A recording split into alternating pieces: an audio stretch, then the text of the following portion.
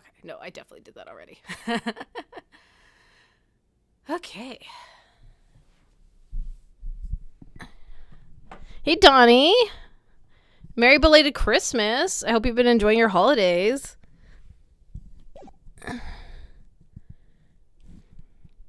I've been desiring to play some catch up because I've had to miss a few days since my streaming day lands on like every holiday. And then we've had some pretty long D&D sessions up until, so it was like I was exhausted. I have 3 weeks off, so yes. Sweet. Kinda samey. So, it's nice, isn't it? It feels like so uncommon these days. Hey, Sam. Oh, I really do like the cozy Pikachu. And you have a tiny chikorita. I think we mentioned this last time, but it's very cute. All right. We finished episode 2 last time, so we're finally starting a new case. I have been in this case for a while, so it's about time. I think I know whose silhouette that is, but I'm not 100%, so I'm going to wait for the game to reveal it to me, but I can now make and then restart so many more character arts. Beautiful. All right. Episode 3. Turnabout Legacy. Let's start it.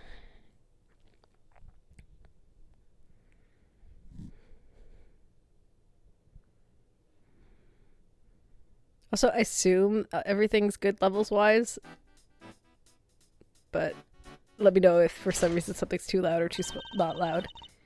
What shall we make today, kids? Ooh. Hey, Bubbles. Macarons, waffles with cream, chiffon cakes that will light as a dream. Laugh and sing, smile, it's true. All there's that sweetness waiting for you. Look there, what where? Over there. Oven's got something special to share. Bing! Now let's see what we got for you.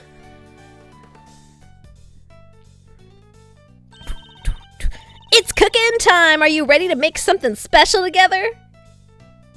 Samson and Judy's Bacon Bob. So they sing and they make goods.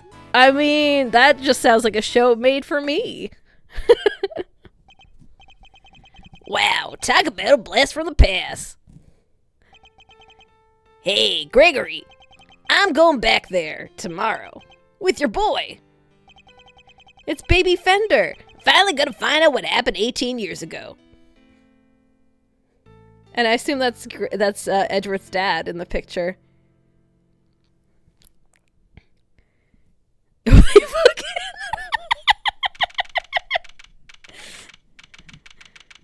Why is that not a thing? Okay. April 2nd, 10:05 a.m. Zodiac Hall, Fountain Room. I make no promises I assume they're in this case. I make no promises their voice will sound anything like they were in that because I couldn't pause anything to even get a vibe off of them. So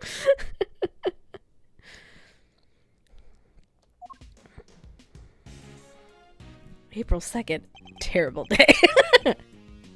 Well, Fender, are you finally going to tell me what we're doing here? Why have you brought me to an art gallery of all places? Hey, you ain't nothing going on. Seemed like a perfect chance to come and enjoy the magic of star sign stuff together. I'm leaving. Chill, big guy. I'm just joking. You know about the IS-7 incident, yeah? Your old man's last case? We do indeed know about this case pretty well.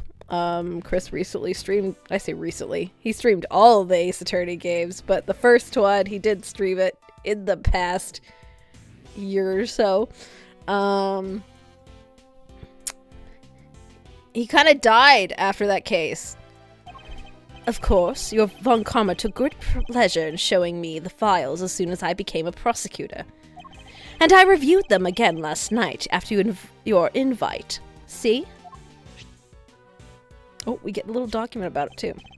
I was also present at the trial all those years ago, although my memories of it are somewhat hazy. That's fair.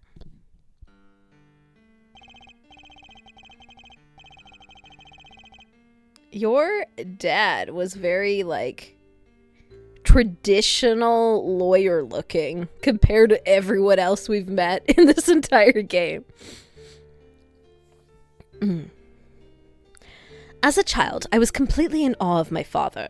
The sight of him in court was inspirational. Gregory Edgeworth, attorney at law, and the opposite him.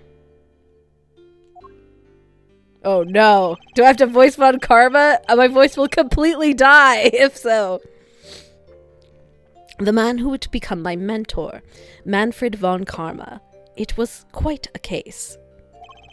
However, it ended with the conviction of the accused. So you were there too. You were in the courtroom for Gregory's final outing. Well, that makes explaining things easier. I wanted you to know something, see? That something being what really went down. Not the truth in those files, but the capital T truth. It was 18 years ago, smack dab in the middle of a real doozy of a winter. The buildings were covered in a blanket of snow. Mood! It looked like the streets were lined with popsicles. But things weren't so innocent behind those frozen doors. In fact, some pretty sordid stuff went down. Oh, he's so baby. This was back before yours truly was a fine figure of an attorney you see before you today. 18 years ago. Oh my god! We're flashbacking? Yeah, we are. Oh, it's like... Okay, is it going to stay black and white? Because if it does, I approve of this choice. Oh, it's on Christmas Eve! Damn! Christmas Eve streaming would have been thematic then. But there was no way I was streaming on Christmas Eve. I went to my family's for Christmas Eve. That was our family Christmas night. But still... December 24th, 5 p.m. Tetris Center Visitors Room. But almost Christmas means something. Wait. Is this the day? That was almost Christmas? It was always almost Christmas. Except now it's after Christmas, but... I mean, every day is almost Christmas if you think about it, as long as it's not Christmas.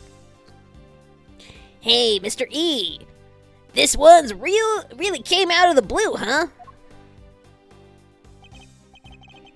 It did. We were called in before the ink on the arrest papers had even dried. My name is Gregory Edgeworth. I'm a defense attorney.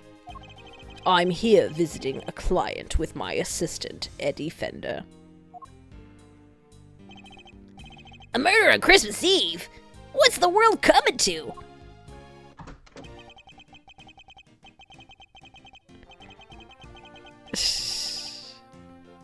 I'm gonna go with this being the girl.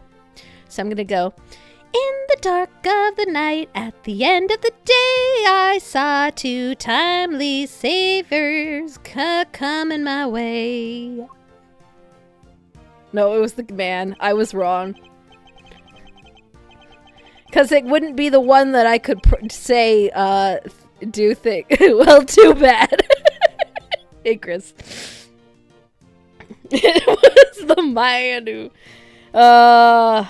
Is this gonna be all dudes? Am I gonna have no ladies to voice? Is my voice gonna die? Give us your bass singing voice. Hey, Afro Phoenix. Oh my god. He's a falsetto.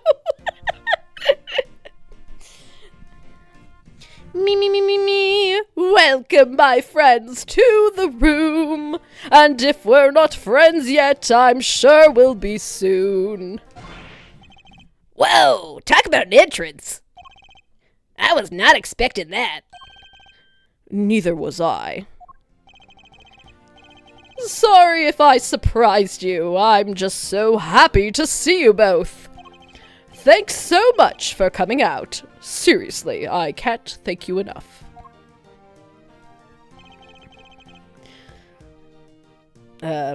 You're the accused, I take it. I am. Gregory Edgeworth, attorney at law, at your service. I think there's like 2 to 3 girls in this case. Okay. I look forward to representing you. But it's like so hard to voice dude voices. It's so many hard, yeah. I saw Von Karma in the flashback. I'm like, God, am I gonna have to be Von Karma? Because that's gonna be murder on my voice if I have to be Von Karma. This is my assistant, Eddie Fender. Pleased to meet you, sir. I'll do, everything I can to help. Now, come now, Edward. Calm down, please. He calls him Edward. You'll have to forgive him. He's still new to this. Oh yeah, and just think which detective was active back now that too. Oh no! Detective Bad isn't as bad to voice though. But still, even the flashback Fender looks like a Geomorg. Honestly, I do see it, Donnie. I do. Okay, he has too much chin for an Afro Phoenix. Okay, consider. Don't do a voice for Gregory. Just speak regularly, but play a noir track while you do it. Do do do do do. Okay, I think for as much as I want to do a deeper voice for Gregory, I think I need to just commit to doing the Miles voice for Gregory as well, because otherwise I'm gonna be talking as him a bunch, I assume. So I was like, let's do a deeper voice, but he's been helping me out part-time, but he's far from the full-fledged lawyer material yet. Nonetheless, I'm hoping he'll be of some assistance in the investigating the particulars of this case. Gregory and Eddie, it's an honor to meet you both. He is very, like, traditional detective lawyer look, though. He also kind of looks like an elder Bruce Wayne vibe, you know? Like... My job as a defense attorney is to save my clients from wrongful convictions. So the first thing to do is to establish whether or not he is truly innocent. Perhaps we could begin by having you tell us a little about yourself. What I am thinking? I haven't even told you my name. I am Samson Tangaroa. Tangaroa? Despite knowing it ends in tragedy. Yeah. What? It is you. Honestly, like, my voice choice for Eddie is not as bad as it might sound it would be, but it's not amazing either. An entire investigations game set in the past with Gregory would be lit. I would. Samson Tangaroa, the world's greatest confectioner? You flatter me, my good friend. And call me Samson. All my pals do. Wow, thanks, Samson. I will. I can't believe I'm meeting you in person. It seems Eddie knows something of our client. Mr. E! It's the Samson Tangaroa. The singing, dancing, confectionery, making sensation.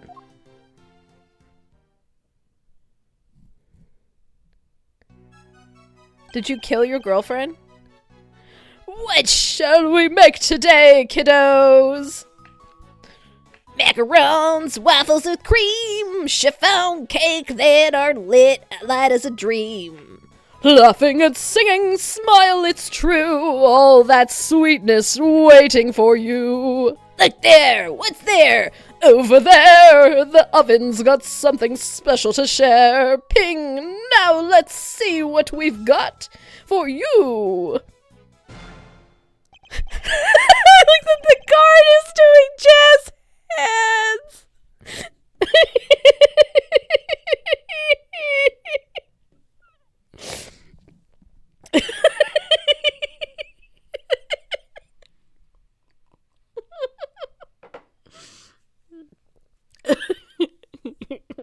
Okay. Oh god, I wasn't ready for a musical case. Alright, let's do this. I almost started dancing along.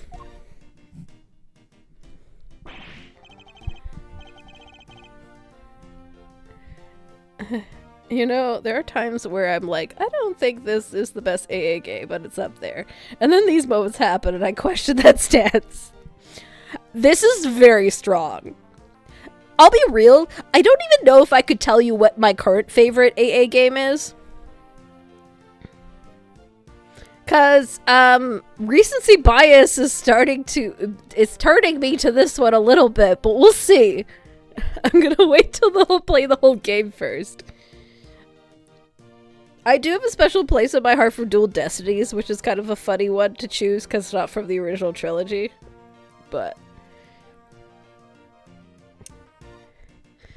okay. No way, I got to sing with Samsung Tangoa. That's a treat. This is a dream come true. Play the whole thing, and then play all of them again. Then you'll know. Oh yeah, that won't take forever. Hey, thanks, little pal. It means a lot to hear you say that. Oh, adjust the tie. My apologies. I think that we need to discuss the matter at hand. Of course! I'm sure you're both very busy. All right, where would you like me to start? So, you're not just a confectioner, but you're also a singer and a dancer. I sure am! When I am having fun, my body just starts moving.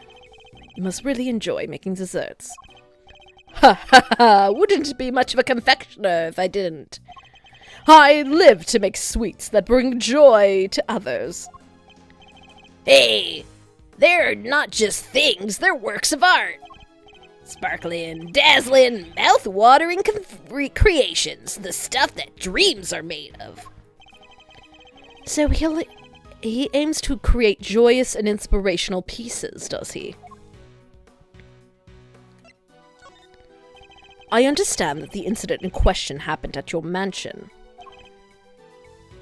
It did. We were holding an international confectionery contest there when... They're gonna make me say confection a lot, aren't they? That's still a lot easier than when they were trying to get me extraditional rights or something? All the time. I'll take confectionery over that. A body was found inside one of my creations! Uh-oh.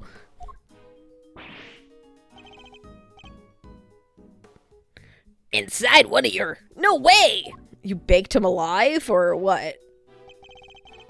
I guess it doesn't have to be baked to be a confection, but... The detective in charge placed me under arrest because of it, and now here I am. But I could never take a life. Never! I believe you. I'm sure the police will see that in time. They'll realize their mistake. I don't think they did, because Eddie's taking Edgeworth to deal with this case 18 years later, so...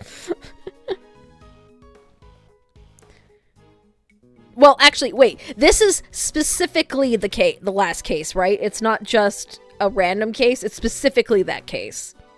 So, he gets convicted. We know this. But, I guess we're gonna find out the truth of it and then maybe write it in the future. I assume that's the premise of this case. Samson feels like an unattainable goal. Like, I too would like to be 6 foot, ripped, and have a great singing voice and an expert baking skills. That is like peak levels of it's like all the check marks, you know what I mean? This guy's one of those chefs on TikTok. Hey Dill, I hope you had a good Christmas. Fuck you, Von Karma. Yeah. I'm sure I hope so. And what can you tell us about the victim? His name is Artie Frost. Okay. He was taking part in the contest. Mr. Frost was a wonderful confectioner. His creations were things of a real beauty. I just don't understand. Why did he have to die? I'm sorry. He seems genuinely upset by the victim's death. I think I have a pretty good measure of the man now. Mr. Tangoa, there is just one thing I need to confirm with you. You didn't kill Mr. Frost, correct? Correct. I swear to you I didn't do it. Like I told you, I could never take a life. Never. He seems quite sincere. All right, I'm going to take you at your word. Thank you for being so forthright with me. Likewise. I'm good to talk to somebody other than those detectives. We'll head to the scene of the crime and see what we can learn. And we'll be in touch when we have something more to tell you. Goodbye, Gregory. Goodbye, Eddie. I'm counting on you both. Oh, there's the lady. December 24th, 6 p.m.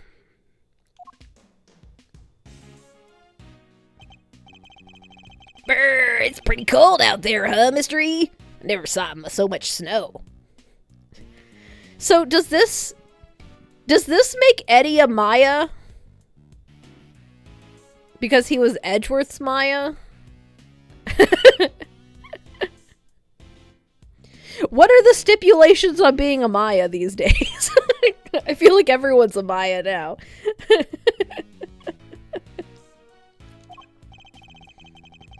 I'd say so. He has not been accused of murder yet. Oh, is that the actual stipulation?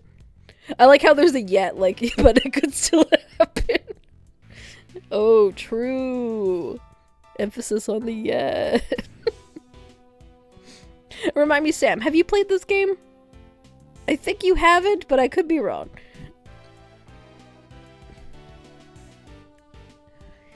Yes, and it doesn't seem like it would be letting up anytime soon. But just look at the place. But just look at the place. What a sweet house Samson's got. It's huge. Yes, big enough to hold an international confectionery contest, no less. Welcome, everyone. Come on in, we'll have some fun.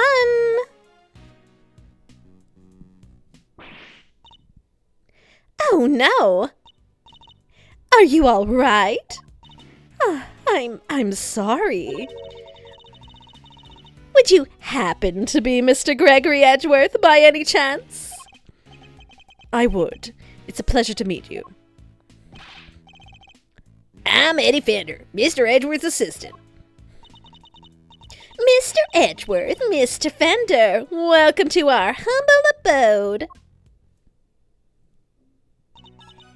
Judy Bound, it's an honor to meet you both. I'm the housekeeper here, and Mr. Tangoa's assistant. You're no housekeeper, you're Judy Bound, the Judy Bound. Katie's so happy to girl character finally. It's helpful. I'll be honest, in Ace Attorney, when I assume everyone in the law gets false murder charges is disappointed. It's true.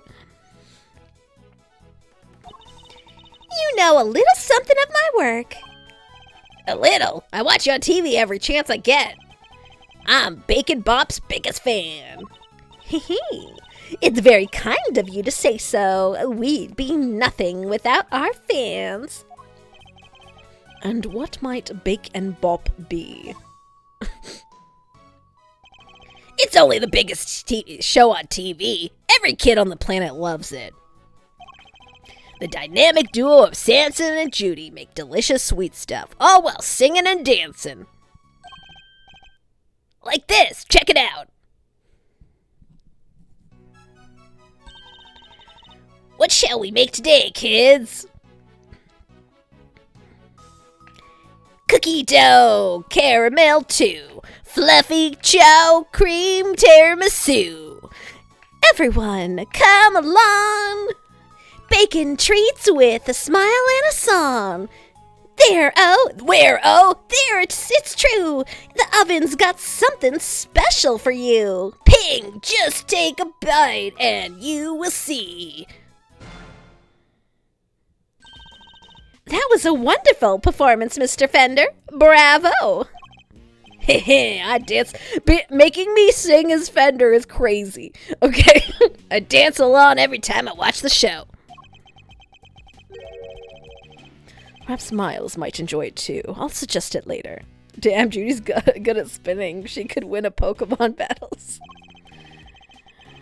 But all this dancing really takes it out of a guy.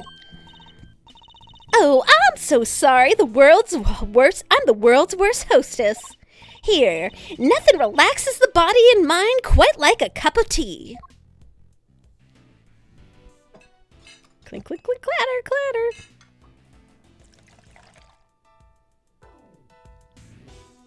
Those are some interesting teacups. They're star-shaped, I see. Fun fact, we have Judy bound and Samson Tangaroa, which means gagged. Ah. Okay then. Cool. JK, I'm making shit up. Why would you gaslight me like that, Donnie?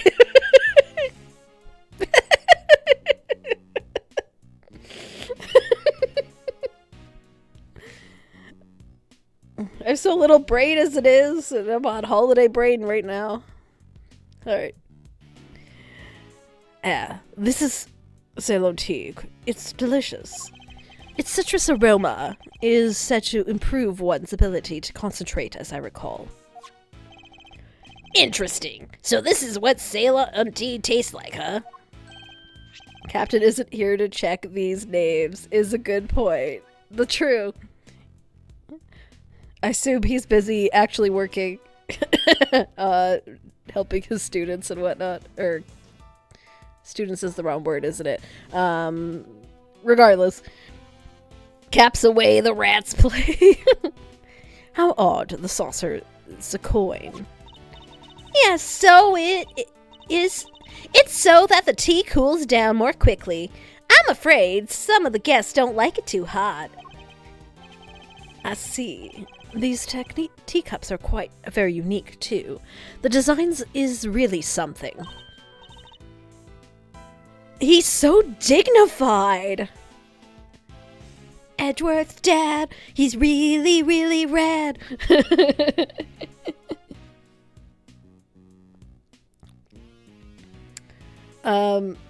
You think so? Thank you so much. I ordered them all the way from France. They're my absolute favorite. They were designed by a marvelous sculptor named Paul Halquier. Have you heard of him? Halik? It's Halik, isn't it? Let me look at that again. Yeah, Halik. That's what it is. My bad.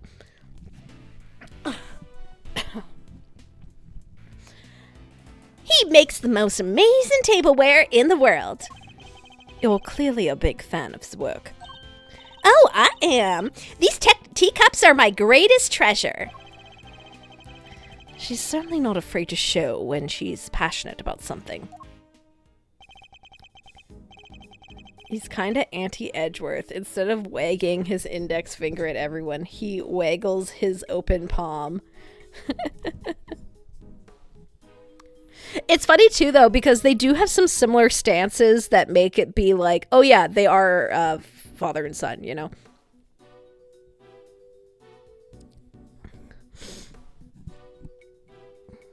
If you don't mind, Miss Bound, I'd like to move on to the reason we're here. Can you tell us everything you know about the unfortunate incident that occurred earlier? I feel like anyone would tell Gregory their name, though. Like, if he was like, what is your name? They would answer him instead of where Edgeworth never gets an answer. Of course. I'm sorry for getting so distracted. I guess I'm still in shock, because I'm the one who found the body, you see. You discovered the victim. Is it true that the body was recovered from inside of one of Mr. Tegaroa's creations? It is. We were in the middle of the contest's final judgment phase when I heard the sound of something big collapsing coming from Samson's room.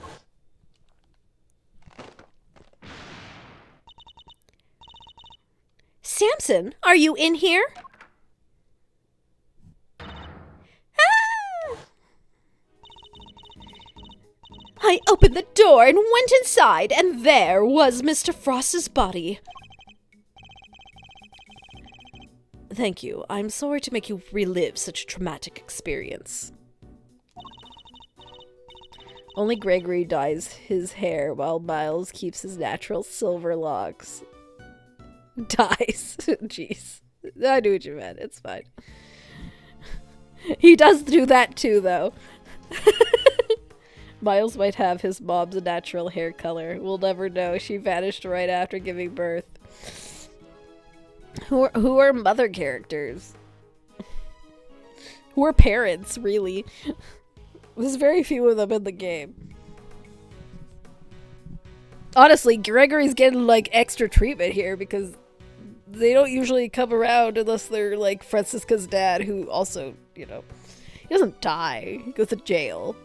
Maybe he's executed. I don't know. I don't know what they do. All the criminals are hanging out with dogs and cats and stuff in jail.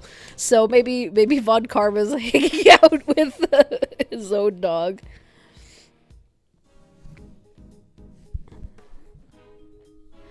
Alright. One mother baby existed, and she got, like, double retconned out of existence. Think nothing of it, please. I only wish I had more to tell you. Because Apollo is a nebulous, ill-defined person. True, you're right. Maybe it's for the best that parents don't exist, because otherwise you get 10 backstories that Apollo has.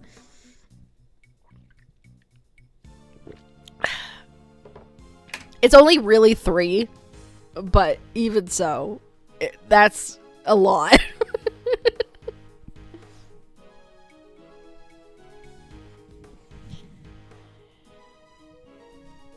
Alright.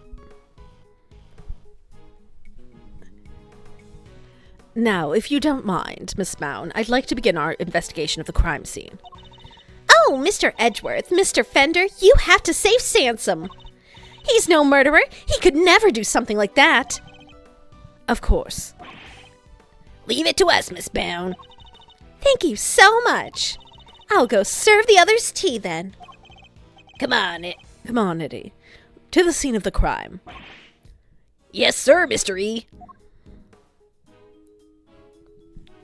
Maya and Pearls had parents, and nothing bad happened to them, right? That is quite the display. You're telling me that thing in the middle is made of, like, chocolate and fondant and stuff? Because that's crazy. Oh my god, it is Detective Bad! He looks wrong with black hair. I'm gonna be real with you.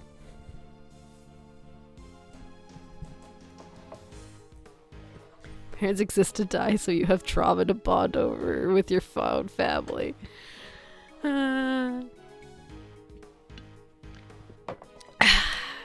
Okay. Water. Prepping for Detective Bad.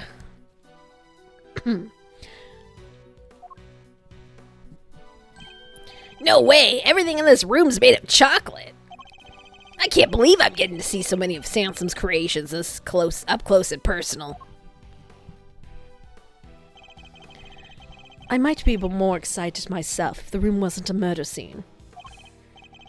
Just hearing you say that sends a shiver down my spine. That might just be the temperature in this here. It's rather chilly. Well, they gotta keep it cold so the chocolate doesn't melt. Yeah, I've seen TikTok videos linked of stuff like that. Yeah, now that you mention it, it's pretty chill. Chew!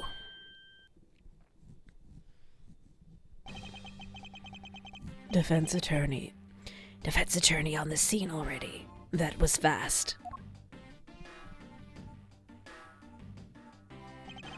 A pleasure to meet you. Gregory Edgeworth. I'm representing Mr. Tangaroa. This is my assistant, Eddie Fender. Nice to meet you. Bad. Detective Terrell Bad. The detective in charge is named Bad. A man of few words. Eddie would eat paper. My god, Bad is so relatively baby. He hasn't been shot at 20 times yet. Yeah, really. Something about this just doesn't taste right.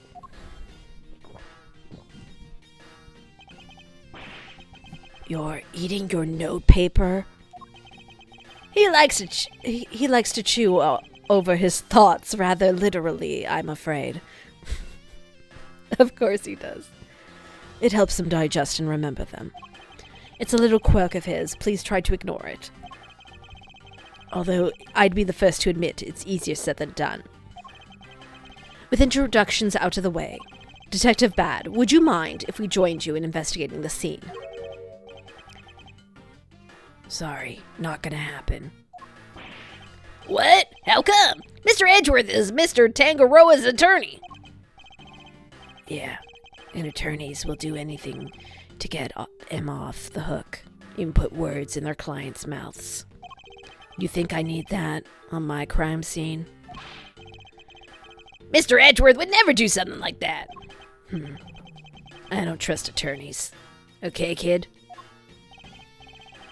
Detective, you've established my client's supposed guilt based on an investigation of the crime scene, correct?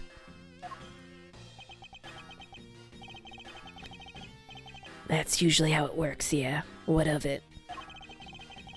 Then extend me the same courtesy. I believe he is innocent, and I would like a chance to prove it. You believe he's innocent?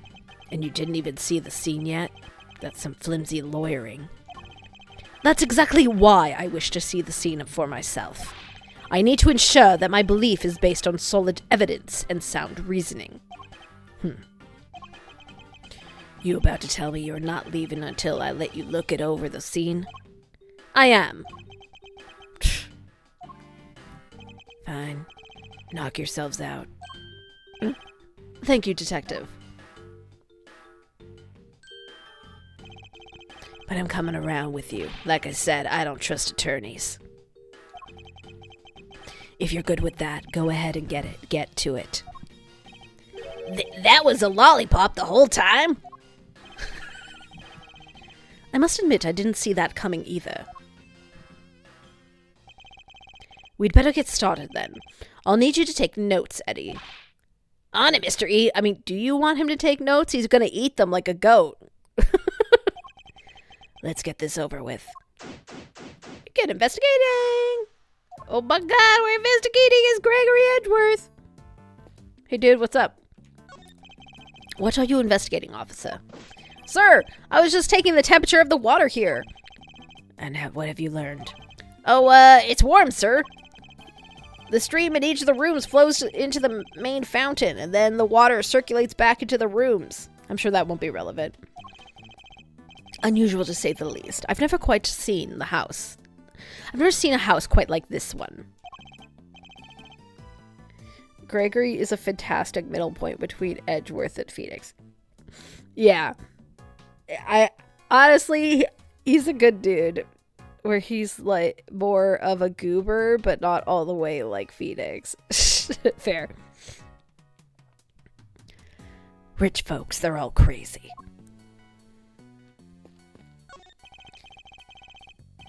How's it looking here, officer? Nothing interesting in that cupboard, or... Yes, sir! So there is... Oh, no, there isn't. Just a blowtorch used for cooking and some tableware stuff. You heard the man, Mr. Attorney. Nothing to add, am I right? No. So, do you have something to add? Oh, no. Can't get a straight answer out of anybody. Perhaps you should ask a straight question.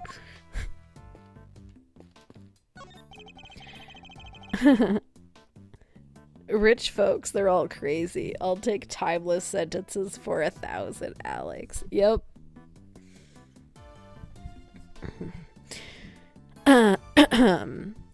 This is a fine selection of nautical paraphernalia. You think one of them could be a murder weapon? No, they're made out of chocolate. You'd have a hard time bludgeoning someone to death with one of them. Can't tell what's real in here. They really do look genuine. I can hardly tell the difference myself. A true testament to Mr. Tanganroa's skills.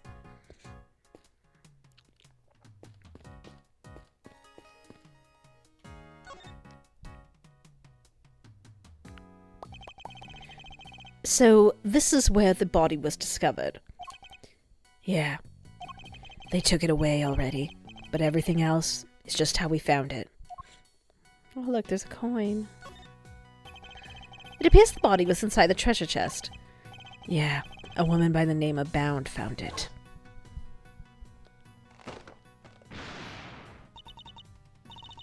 Yeah. We know. We've already had this bad. Seems she heard something breaking and came in to see what it was. You can definitely bludgeon someone to death with the right chocolate. I want one of the police officers to also be chocolate. If only we had a little more information. There's something else in here. It looks like a seal of some kind, with somebody's initials of an intricate shape carved into it. Okay, is that meant to be PH? Phoenix, back when his last name meant something else.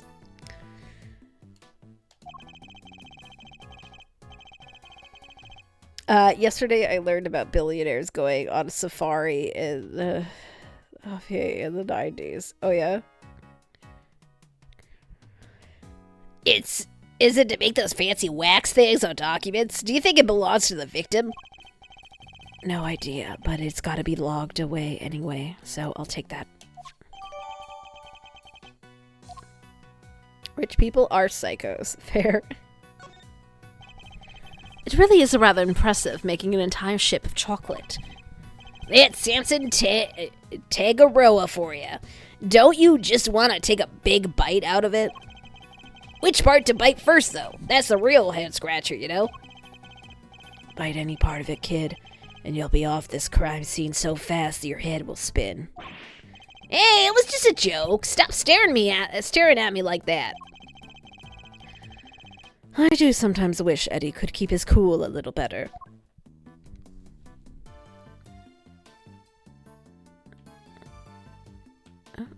Was that, I think that was, oh, there's a second screen. The Voyage of the Red Rover. It's titled The Voyage of the Red Rover. After sailing the 7 seas, the legendary ship happens to be a great treasure at last. This piece is a tribute to the adventurous spirits of our ancestors. Who knew? So they sailed to 6 whole seas before they found anything. Not exactly the luckiest crew out there. Sometimes you gotta take a bunch of wrong turns before you find the truth.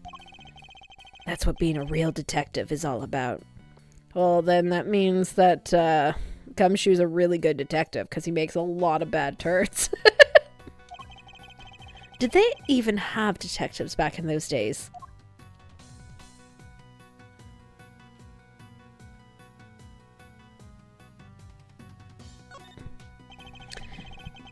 One of the stands of the ship is broken. The ship must have collapsed onto the treasure chest and smashed it open. Wait, do you think... Could that be how the victim died? He was crushed by the ship? If he was, this becomes an accidental death and not a murder. You too serious? Don't worry, Detective. For the moment, we're simply discussing a possibility. I was being serious, though. Detective, can you tell us a little more about what the state of the victim's body? Let me see. Got a picture here someplace. You can see for yourselves. There's a difference between making a bunch of wrong turns and getting stuck in traffic circle for an hour. Gumshoe is the latter.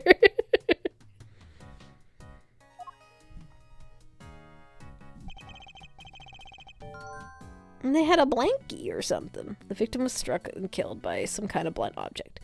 Death was from a blunt force trauma. And what about the weapon? Has it been found yet? You can ask the prosecutor in the charge about that. No, I don't want to talk to the prosecutor in charge. The detective is not one for sharing much, I see. Would you mind if we borrowed this? No skin off my nose. It's not like it's official. Bound took it with an instant camera when she found the body. Instant camera? Like it's disposable or something? Wait, why did she take a picture of the body? That's not sus at all. Look, on the bright side, Von Karma usually isn't very wordy. He just speaks like a demon from hell. It's true. No, I mean, it develops the picture right there, and then when you take them. No way, sounds pretty convenient. Now then, I'd better get my facts straight and take down some notes of my own, because Eddie's going to eat them. There's something in that picture that contradicts the current crime scene. I'll need to call on my powers of deduction to figure it out why. Bum bum bum. Where's the blood?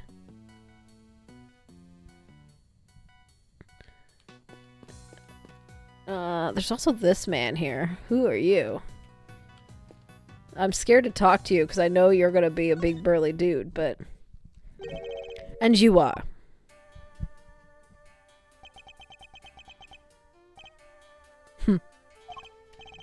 Sorry. Meditating. Did you want something, detective? Oh, I'm an attorney, not a detective. Gregory Edgeworth. A pleasure to meet you. And I'm his assistant, Eddie Fender. I see. Names. Carmelo Gusto. I am a confectioner. Here for the contest.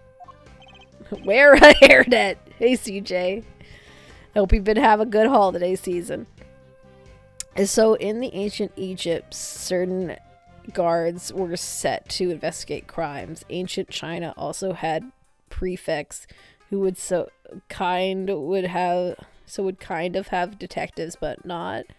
Colonial America also had magistrates for it. I see. There are no way that decorative fountain stream is good for maintaining the right humidity for confectionaries. They've outright stated that, like, it's warm as well, right? Which is weird, because obviously they're chilling the room, so it's like, why would you have warm water running through it? We should do a disguise for the Rogues Masquerade where we're all detectives, pirate detectives. Nobody will question it.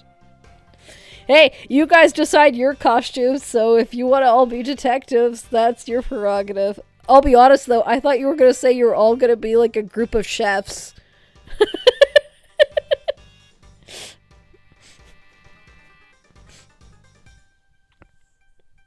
Alright. Hey, Captain! Criminal stream! We'll watch VOD in 37 years. Good luck for in the past. Yeah, no worries, Captain. I figure you're working, so... Get Domina Deerstalker. I assume you mean hat and not heart? But either way... Didn't you and I already do that?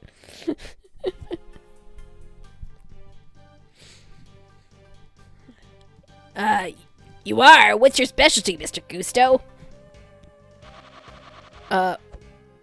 Okay.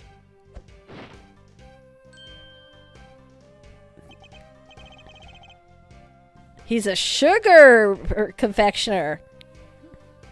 I've done it twice, but I mean the entire crew. I'm not gonna go Kalima the Thunder. The art of air and sugar. No way! Look at that! It's a little baby seahorse! It's a dragon, a noble soaring creature of the skies. I mean, it's both. If Fruits Basket has taught me anything, is that seahorses are sea dragons in Japan, so... Granted, you could also argue that Pokemon has this philosophy as well, so... His Kingdra needs a lot of work. Do we have to include Odin in that? Odin will be her bias. Odin would get accused of a crime that he didn't commit. He might be into being accused of a crime, though. So it might work again. He would definitely be an Ace Attorney person at that point, where he's just getting accused of things and making it worse. I'm astonished she hasn't been falsely accused of murder yet. It's just the third boss from Mario Land. That's a dragon? It does look more aquatic than airborne. No need to sugarcoat it. My design sense is weak. I know that better than anyone. That's why I'm heading to Zenfar. When this is all over, I need to train hard. Oh, he's gonna be at Zenfar! He was a necromancer. If we left him, just give it time. No, Your Honor, I didn't kill those people. They were dead when I rezzed them. I'm not gonna sugarcoat it. Exactly. Perhaps we should get off the subject of his design sense for now. So what are you doing here, Mr. Gusto? I didn't think that they were allowing civilians on the scene yet. Detective wanted to know more about one of the pieces here. That makes sense. Seeing as he's a contestant, perhaps I should ask him a few questions of my own. Okay. I'm gonna be just a moment. I could already tell that all of these voices are getting to me a little bit, so I'm gonna take a quick break and rest my vocal cords. I'll be right back.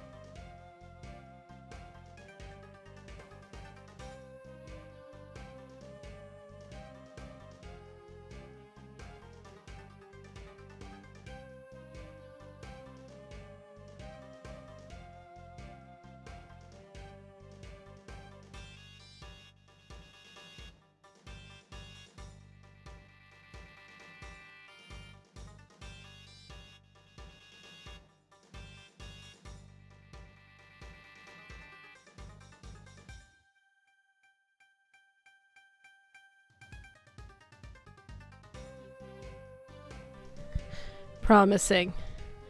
I'm letting my tea set for about like 3 minutes, and then I will have some.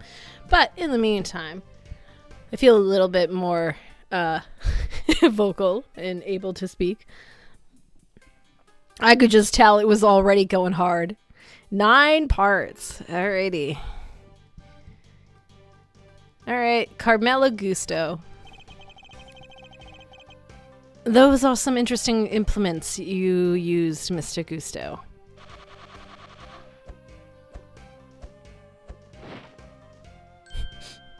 Chicken! Sugar blowing pumps. They put air into the sugar.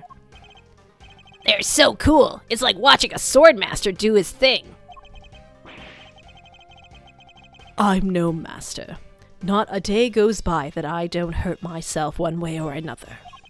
That's why I wear red. That way, it doesn't matter when I make a mess. I also just noticed that his scarf is in the shape of a piping bag, which is cute. That the way of a confectioner is a lonely one. You never stop learning, not until you die. Well then.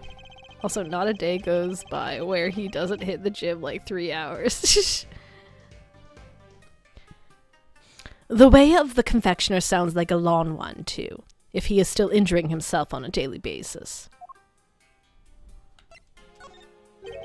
What can you tell us about the contest?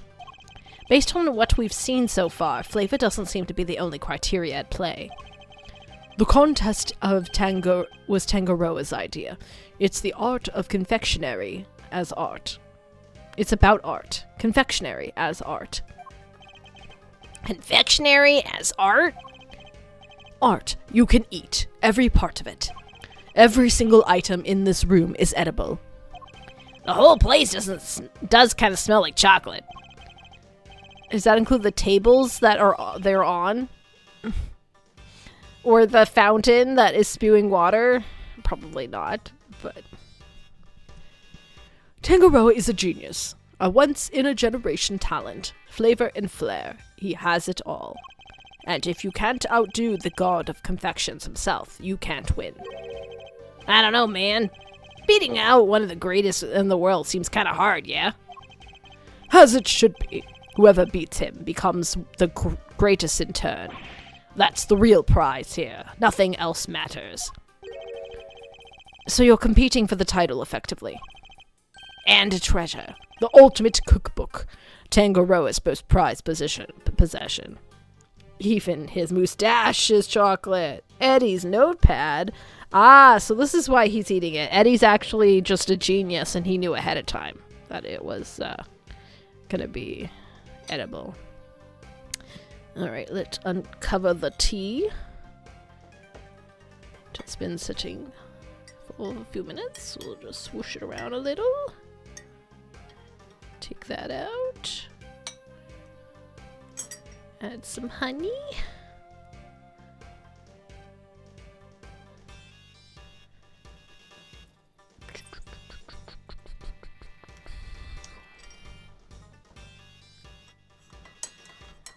Swish, swish, swish, swish, swish, swish. Are you cool enough that I can drink you?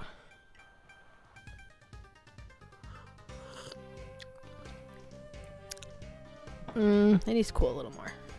Could also use a little more honey.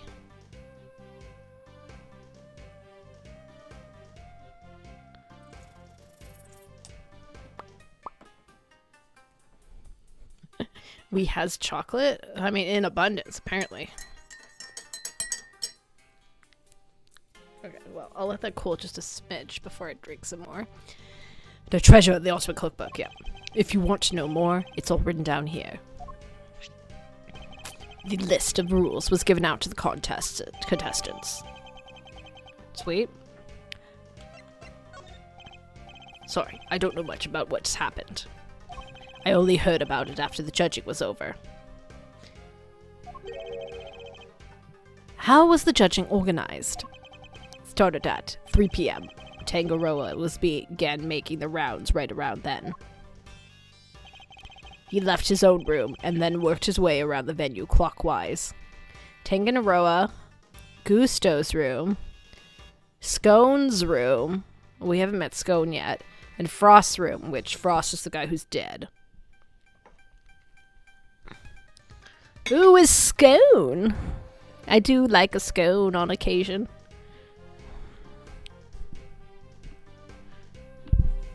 Nice cheese scone. Or maybe cranberry. She is the other female character. Well, that's nice.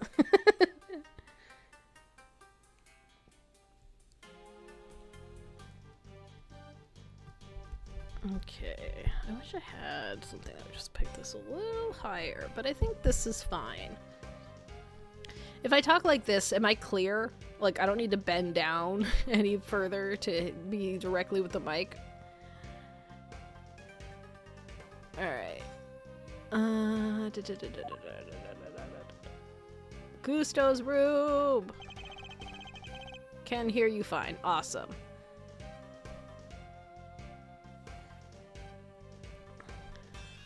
Then I won't bend so much because I could feel it starting to get in my shoulders. Alright.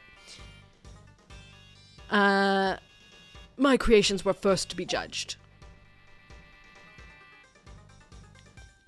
After that, he went to Scone's room. She's another one of the contestants. What can you tell me about her? Ruthless, brutal, excellent. We got a ruthless, brutal lady. There's nothing she wouldn't do to win. She was working with cream. With cream? Some kind of dreamscape.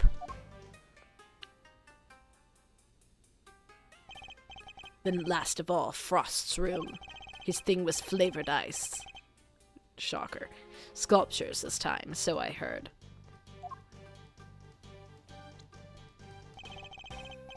He was also Fred from Scooby-Doo Gang. I was like, what does this look like to me? And I'm like, it looks like he's wearing the white shirt with the red, the blue neckerchief and stuff. Maybe that means there's gonna be a doggo in this case too.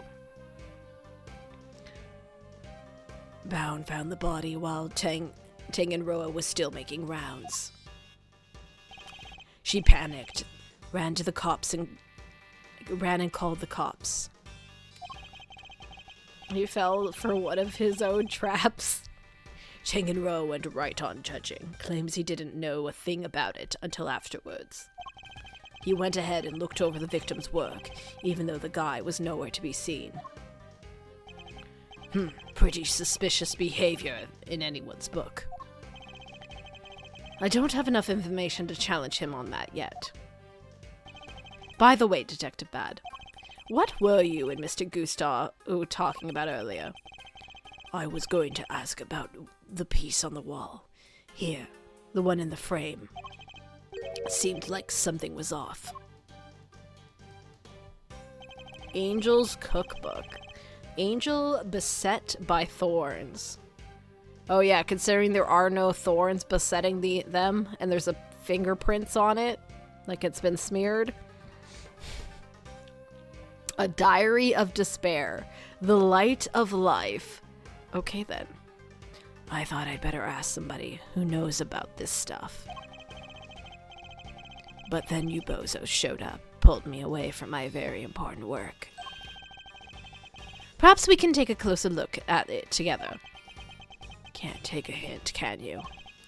Mr. Gusto, would you mind helping us? I appreciate Gregory's not taking any of Bad's, like, get the fuck out-ness. He's just kind of like, nah, we're here, we're doing this, you can't stop us.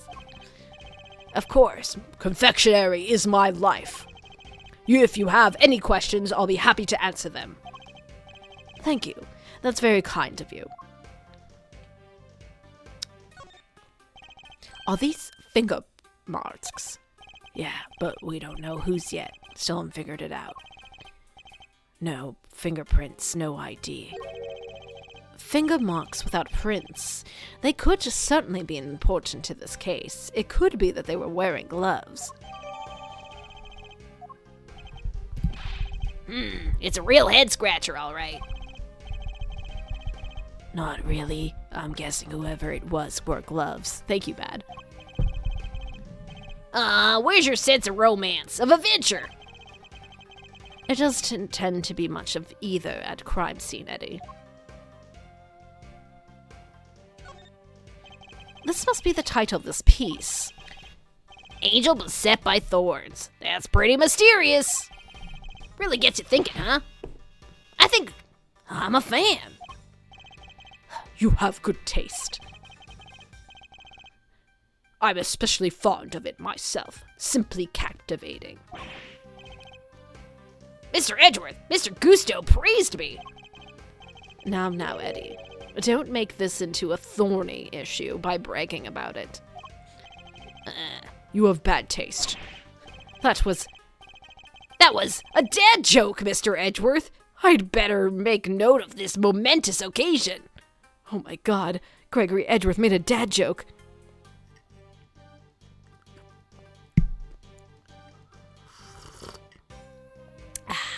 Tea. Okay.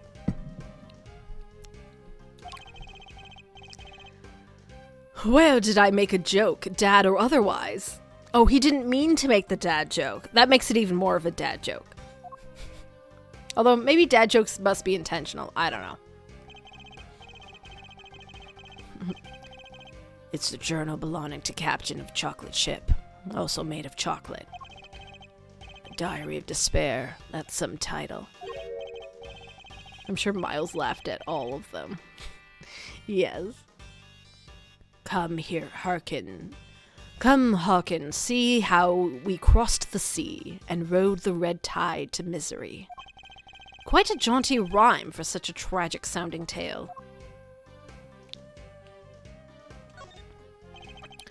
Candelabra made of chocolate. There's a title here, The Light of Life. Well, this particular light seems to be missing one of its life-giving flames. Well, so it is. Does it have something symbolic, some symbolic meaning, or could it be that it's missing? What is this thing? Looks like a fire alarm. Yeah. And before you start prodding it, it's not made of chocolate. Thank you, Bad. Push it and bells will start ringing. People will come running from the security room. Whole bunch of hassle, so don't. I know you want to, but don't. Honestly, the thought hadn't even crossed my mind. Typical attorney. What does being an attorney have to do with anything?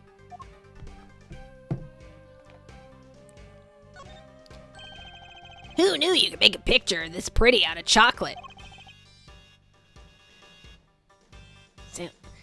Okay, is that actually his cookbook? Because they did mention the prize was like his worldly possession of his cookbook, and it says Angel's Cookbook.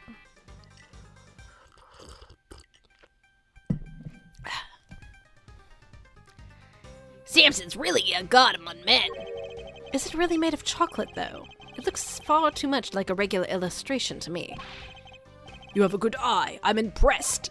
That's no piece of candy. It is the ultimate cookbook. Okay, thank you. The ultimate cookbook. In other words, the grand prize. What? So it's not made of chocolate after all? No. The book is simply inflamed in some. Inframed in some. Tangaroa showed it to all of us when we gathered here to explain the rules. So the participants knew that the grand prize was in this room the whole time.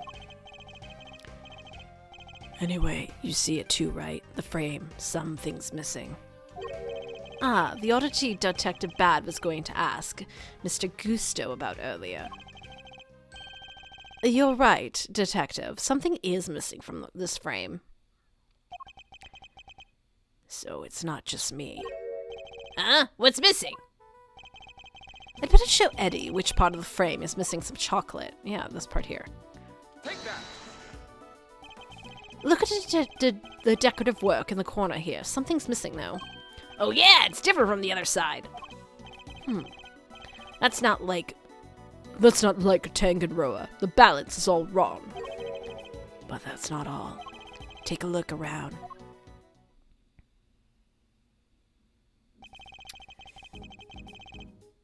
Every confection in this room is missing some small bit.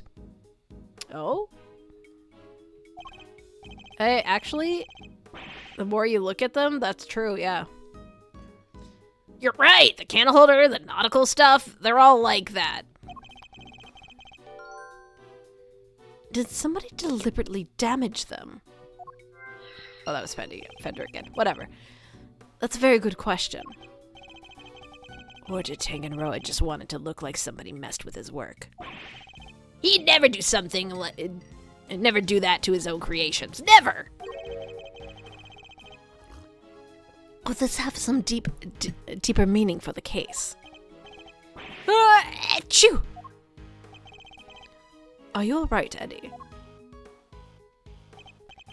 Yeah, but it sure is chilly in here. Yes, it wasn't exactly warm out in the fountain room either. But it's even colder in here. Would you like to borrow my jacket? No, I'm fine. Besides, you said you'd give it to me when I finally got my attorney's badge. I did, didn't I? Why do you have the heat down so low? Chocolate needs to be kept at a right temperature. Take a look behind the panel of the wall. What panel?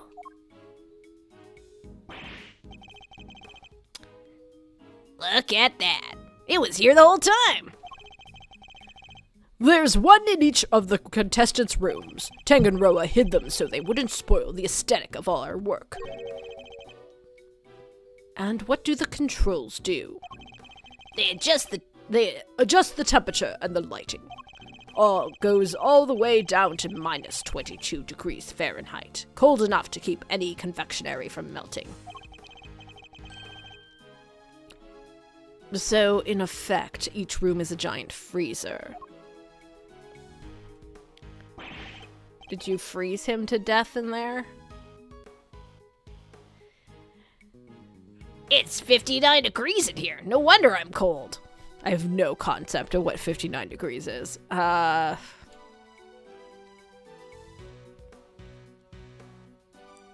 Is it like... 32 is 0, right? I think that's the number. So, what, like 15 degrees? Hey, 15! Look at that. Slightly chilly.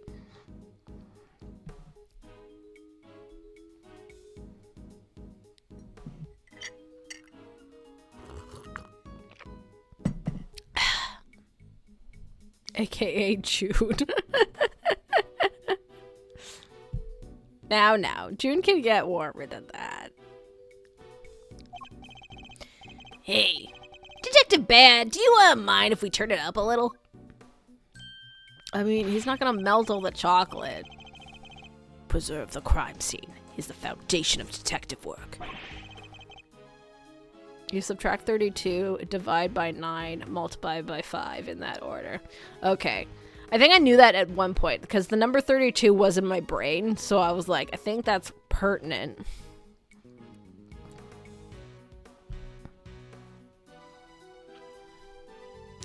But I'm not a detective. The same goes for attorneys, Eddie. We must never disturb the scene of the crime. Get used to the cold. It's all part of your training. Chocolate needs to be kept at 59 to 65 degrees. There is no way around it. You know the temperatures by heart, huh? Guess it's your job. It's the very least I should know. Any real confectioner should be able to tell you that and more.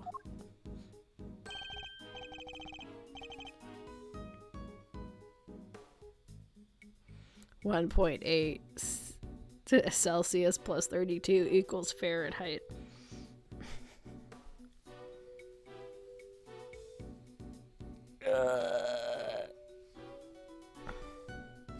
I miss when that was spring and October temperatures.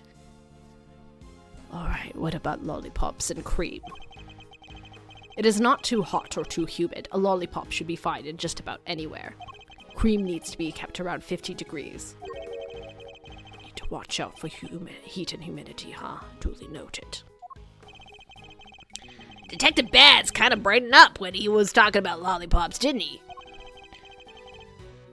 I suppose he must be very fond of them.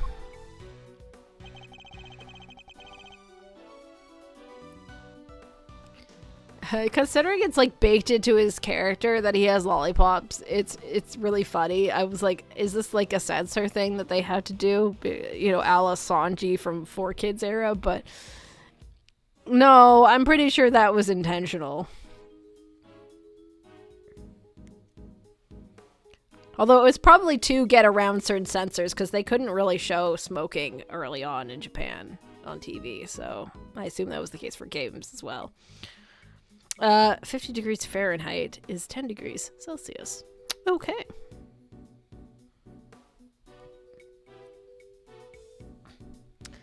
I don't believe there's any more to be found here. Fair enough. Is it time to logic? Sound of something breaking. Could it possibly be the broken stand?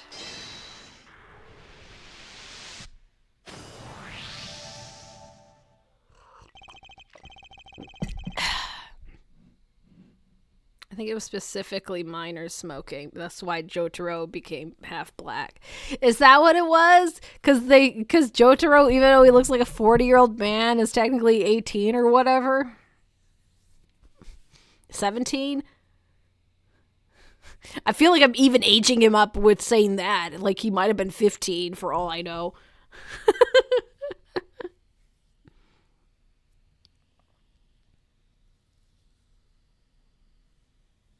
Ugh. Because I know that, is it Josuke from part 4? He was like 14. But they just keep getting younger. I'm not ready for JoJo part whatever it is that's coming out with the horses. 17 in part 3, but either way, yeah. Okay, the stand broke, and the ship collapsed with it, and the loud sound it made brought Mist-bound running. 7 is Steel Ball Run. Josuke was 16. Really? I thought he was going to be 14, because I'm pretty sure that's what his friend's age was, and I thought they were in the same class together, but maybe I was wrong about that.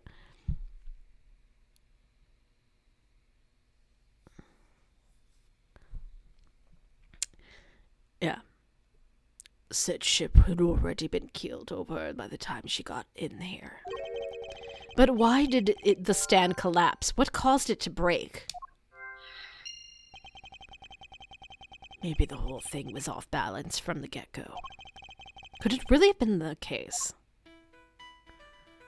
The victim was struck and killed by some kind of blunt object. Why did it break? There was tampering on all the pieces, so that's probably why it broke. Hey! All of Mr. Tangaroa's creations are missing a little piece each, including the one stands that was holding up the ship. Somebody really went all out. Do you think it could have been the killer? It's certainly a possibility. Either way, I think we can safely say that the stand was damaged in our mystery person's tampering spree. And when it broke, the ship fell and smashed open the treasure chest. Oku, Yasu, and Koichi were both 15. I see. But Koichi was also a Shota, so yeah, that's fair. I at least bought that Josuke was a teenager. Like, he was more adult looking than the average teenager, but he was still teenager-y enough looking. A well-equipped kitchen, as one might expect.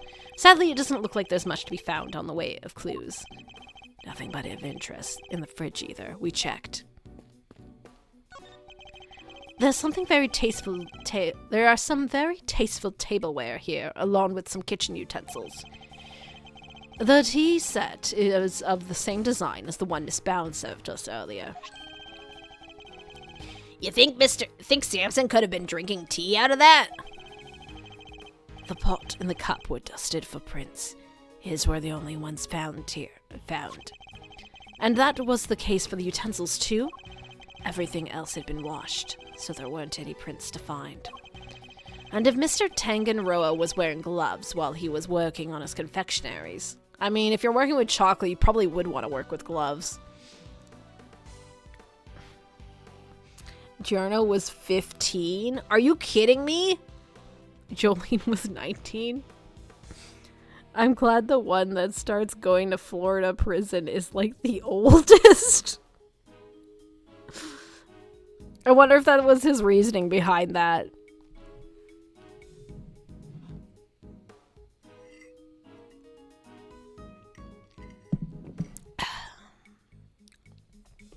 And if Mr. Tanganroa was wearing gloves while he was working on confectionaries, that could explain why his prints were only found on the teapot and the cup. A Paul Halik piece for Tanganroa's fingerprints. Okay. Oh, there's some gloves down here. Gloves. Tanganroa wore them while he was working on his masterpiece over there. They're covered in conveniently good at hiding fingerprints, too. I suppose it's possible to employ them in such a manner. But is it really all that suspicious to find a pair of gloves in a kitchen like this? I'm a detective. Everything is suspicious. That is the job. What do we got? We got The Red Rover and the Crimson Tide. It looks like this is the title inspiration for everything on display here in this room. The ship and the treasure chest, of course, but also all of the other nautical objects on display. It is certainly a suitable grand theme with which to showcase Mr. Tanganroa's talents. Was there any other logic to be had? Oh, we need another piece for that. Okay.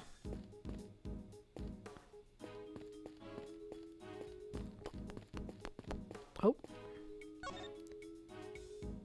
Apparently there's some... Well, you say that, but it was still saying I had something to look at. Oh, this. I see. These controls can be used to adjust the room's temperature and lighting. Red, yellow, green, dark blue, light blue, white. That's a huge range.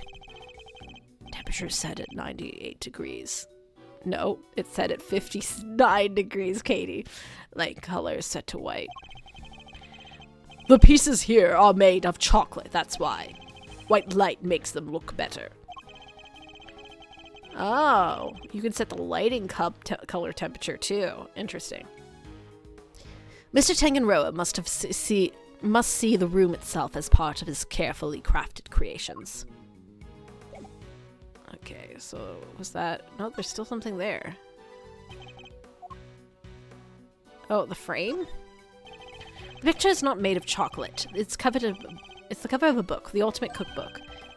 The Ultimate Cookbook, in other words, the grand prize. Yes. Oh no, framed in chocolate. Okay, this is something we have already done before. Participants already knew. I guess because now we know about the missing piece. Okay, now it's finally done.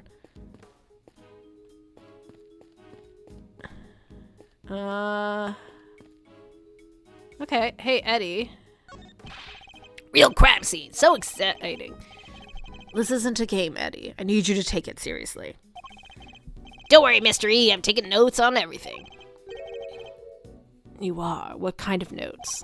Notes about how all this delicious stuff is made. Can't wait to try it for myself. I'm not playing around, Edward. Take this seriously. Yes, Mr. Edgeworth.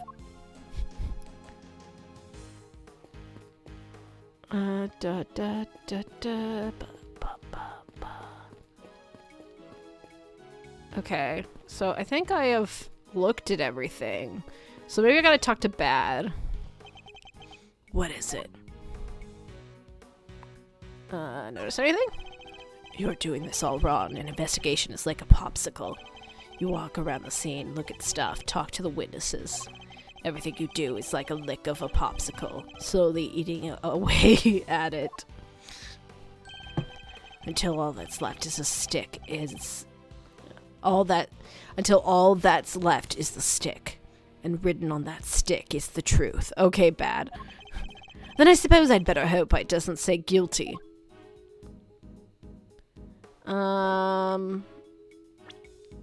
Okay, let me look at everything in here. So we have the seal.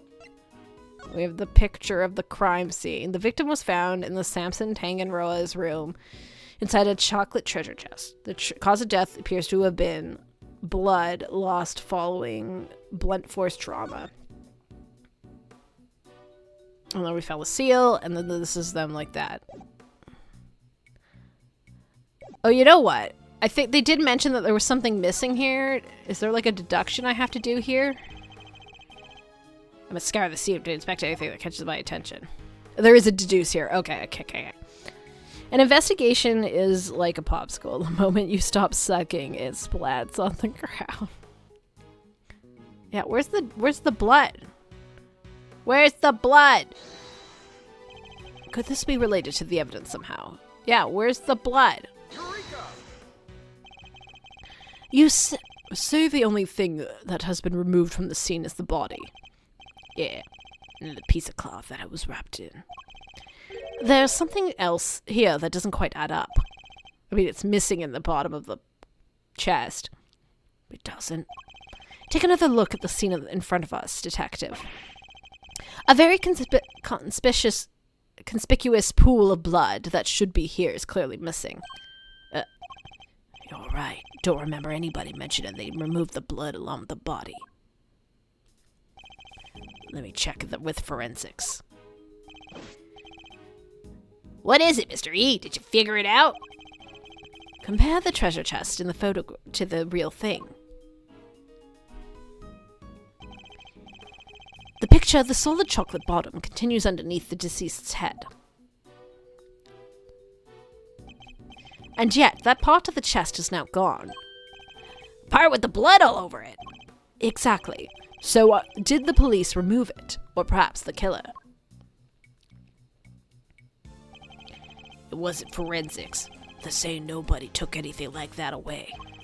Interesting. So somebody deliberately removed the blood from the scene? Could be.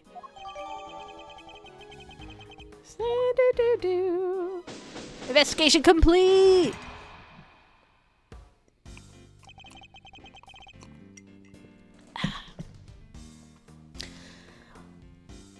I think we're about done here for now. Well, if it wasn't convinced before, I am now. Tanganroa did it. No two ways about it. What do you mean? All the rooms placed lock from the inside. The only way to unlock them from the outside is with this key. I see. And who had access to that key? Who do you think? Tanganroa. And it's the only one. There aren't any copies. I mean, are you sure about that? But for the purposes of these games, they have to say those types of things.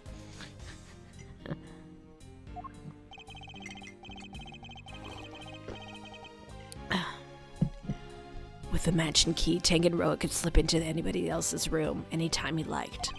And he could even lock his own room from the outside if he wanted to. But Mr. Tanganroa's room wasn't locked, was it? No. Which is exactly what makes him a suspect. Would you care to explain your thinking? Uh-oh. Ugh. Let's lean back a bit. Stretch back. Okay. Why, I think Tanganroa did it! If the door had been locked when the body was found, Tanganroa would have been the obvious suspect. Which is why he deliberately didn't lock his room.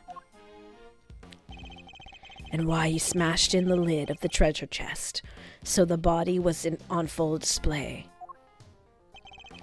Everyone was supposed to gather in his room when the judging finished up. So he made it look like the murder happened while he wasn't there. Not gonna lie, Bad Stubble is weirdly more detailed than anyone else's facial features in the game. I can see what you mean. Yeah, it's true. I just feel like everyone in the game is pretty, like... Because obviously they had to, like, draw all the sprites to accommodate modern technology, because pixels blown up on a big TV won't, like... showcase as well as they would on like a smaller screen. But they went hard on Bad's one in particular instead of just doing outlines. All right. One thing he didn't plan on was bound finding the body. Anyway, that's my thinking on the whole thing. Good enough for you, Mr. Attorney? Do you also believe that it was Mr. Tanganroa who damaged the other pieces in this room? Yep. I know you have to believe your client. That's your job. But I'm a detective, and I serve the law. The law! And no matter how squeaky clean somebody might seem, a suspect is still a suspect. I fully understand your reasoning, Detective. And now, would you mind if I applied a little critical thinking of my own? Do your worst. Just as a detective won't compromise his devotion to the law, I won't compromise my beliefs either. And I'm not about to just accept his version of events. In fact, I'm going to show him the piece of evidence that highlights the contradiction in his claims. Okay, so they want me to show evidence.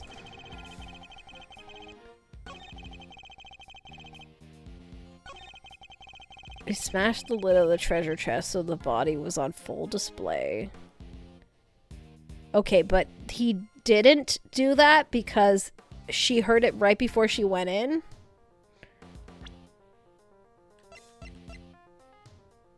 Do I have that testimony, though?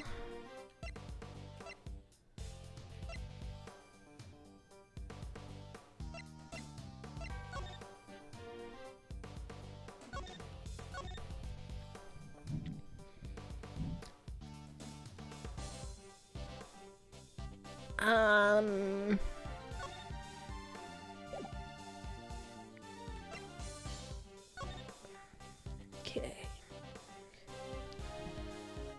Judging will proceed clockwise from leftmost room. Confectionery items may be used as decoration. Stands and display materials will be provided. Contestants may not enter another contestant's room until judging has been completed. Ah. So his whole alibi thing doesn't even really work.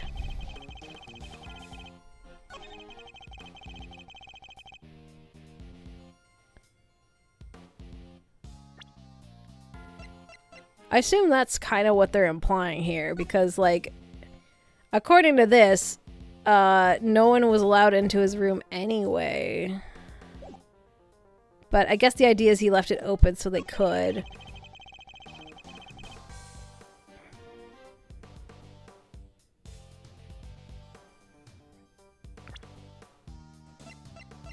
Is that true? All are together in the room when the judging ends. Okay.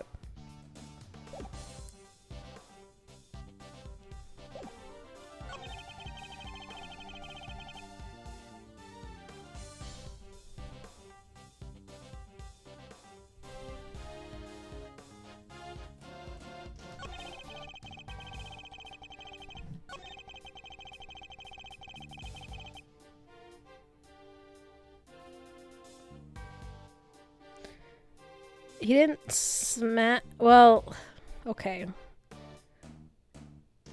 He didn't actually smash the lid, though. The thing that broke was the stand, which made the boat fall and smash the lid.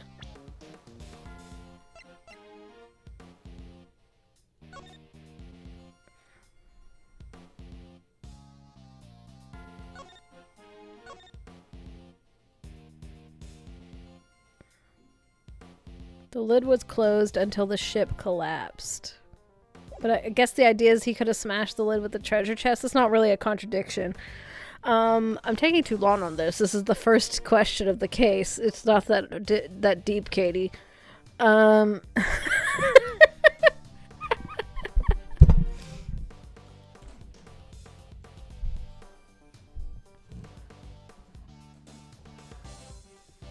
Okay.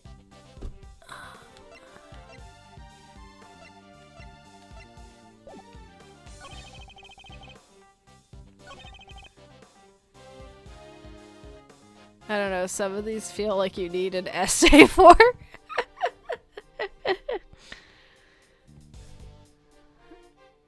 If the door had been locked when the body was found, Tangenroa would have been the obvious suspect. Fair. Which is why he deliberately didn't lock his room. Okay, we know this to be the case. And why he smashed in the lid of the treasure chest so the body was on full display. That doesn't really make sense. Everyone was supposed to gather in his room when the judging finished, so he made it look like the murder happened while he wasn't there.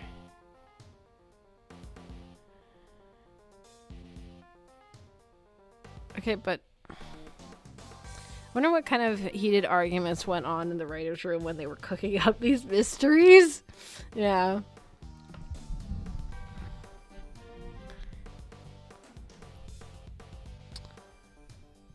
So all my arguments aren't really actual, like, contradictions to his statements, but Gregory seemed to imply I could show a piece of evidence and it would be the, like, contradiction of the statement.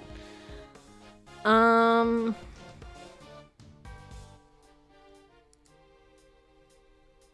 just need to check something.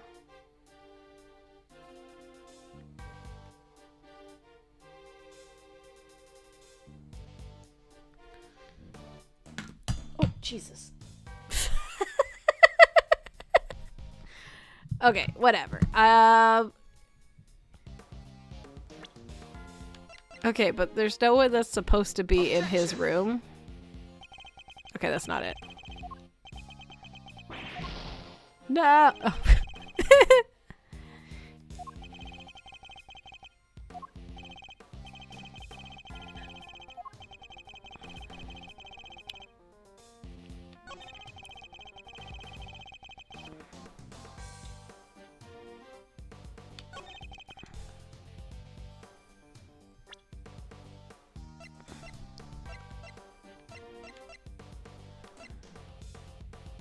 Objection. Oh, okay. It was the treasure chest lid thing. Okay. Okay, at least it didn't take me like 5 attempts to figure that out. Okay. We established that the body was sitting inside the chest, and that Miss Bound only came running into this room when she heard the sound. Yes. This seems to be reasonable to infer that the sound was that of the chocolate boat collapsing. Sure, seems likely based on the evidence. And yet you assert that it was Mr. Tangenroa who smashed the lid of the chest. I believe in this photo it makes it clear that it was the ship that did the smashing.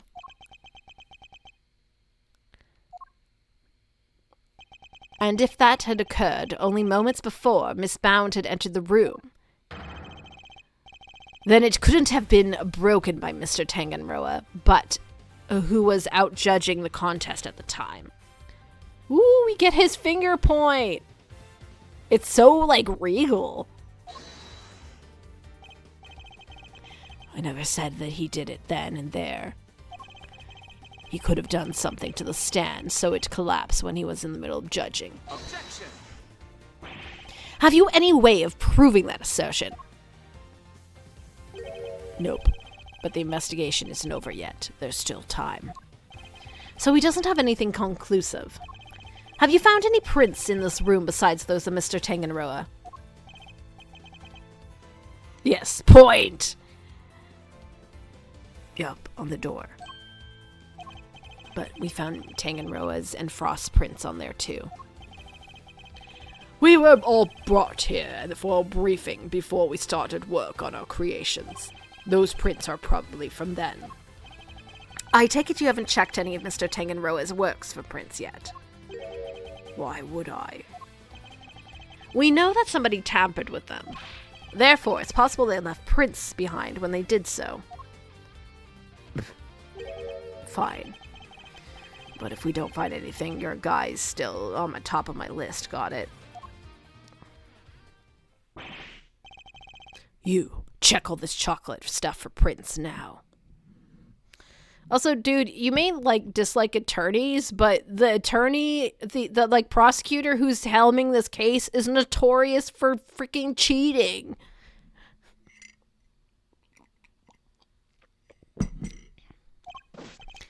Yes, sir, right away.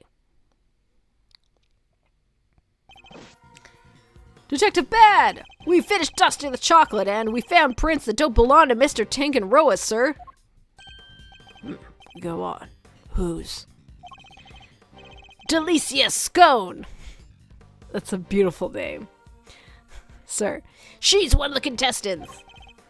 Good work. You can go back to wherever you were investigating before. Yes, sir. So, it seems we have a suspect besides Mr. Tangenroa. Even without your lawyering input, I wasn't about to wrap up the investigation anyway. I'll go speak to Miss Scone and see that she has what she has to say for herself. Delicia Scone. Mr. Gusto mentioned her too. He said that she was ruthless, that she'd do anything to win. This Scone lady sure sounds pretty suspicious character, eh, Mr. E?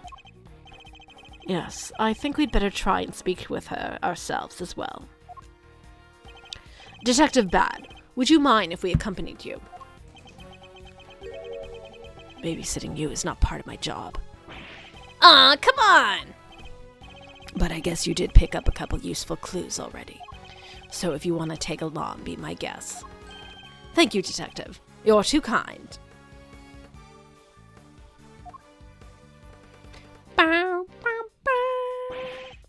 But Detective Bad, sir, I don't think that's such a good idea. The lead prosecutor is still busy in there. Oh, let's leave. Let's not go in yet then. It'll be fine. Me and him don't exactly see eye to eye anyhow.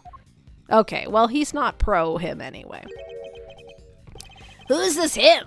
Who did they assign to the case? Manfred von Karma. What? They gave it to Von Karma? He hasn't lost a case in 25 years.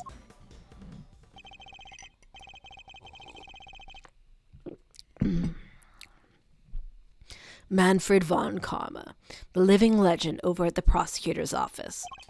We never faced one another in the courtroom, but we've heard plenty of stories. They say that he'll do anything to ensure a guilty verdict. But I can't let that distract me.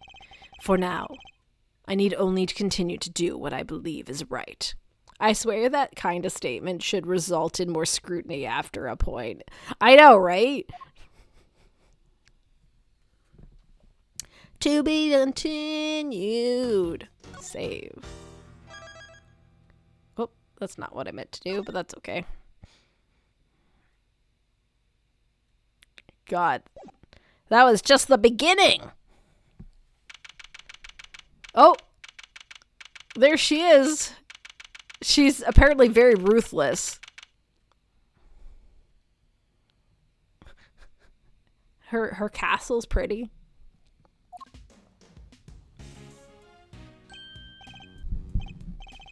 Whoa, a candy castle. Looks like there's even some little elves to go with it. She looks incredibly ruthless. There will be no survivors. Totes. Room's laid out pretty much the same as Tangenroa's. It's not as cold, though. That's something. Look, there's water running through this whole building that connects all the rooms. It's going to be relevant, I'm just saying. She's small enough to have Chihuahua energy. She looks incredibly from a different design team. I can see that. It's not as cold, though. That's something. Let's see. Yeah, looks like there's a temperature control panel here, too. Over there's where the orange light is, right? We'd better take a closer look at it when we can. It looks like a fairy tale storybook in here. And these whipped cream-covered constructions must be the work of Miss Delicia Scone. Where is Miss Scone? Me? Why, I'm just over here, dearie.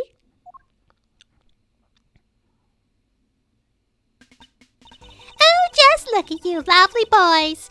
Delicia Scone at your service. Some cheeky blighters back in Blightly even call me Miss Delicious, tee-hee. Called a lovely boy at 34. Unexpected to say the least. He's 34? I'm the same age as Gregory Edgeworth?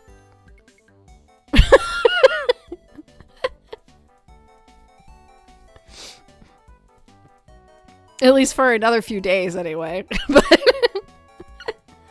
look at all the Japanifornia elves on the shelf. What does that make me? Does Gregory look 34? I wouldn't have guessed 34. Damn. Alright, whatever. My niece's B-day is on Sunday. Oh yeah? Happy birthday to your niece!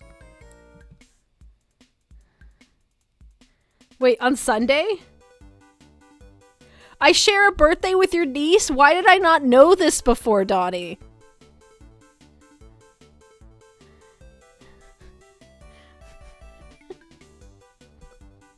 I'm surprised this hasn't come up before. He's aged like an apple slice. Ah, younger niece, different niece. Okay, it's not the niece. Man, the fact that you're going to become older than Gregory Edgeworth over the course of streaming this case. Oh no. I have to finish this case before I age. We'll see. Oh, lovely boys. Really? Even me, Mr. E? Oh, yes, dearie. You detectives over there, you're all lovely boys to me. I'm nobody's lovely boy, lady. Name's bad. Challenge stated. I'm already older than Gregory. Stop it. Yes, CJ. We know you're 47. Gen Z / Great Depression aging. I wonder just how old she is. Finish this up so we could get out of here, Mr. Attorney. 37.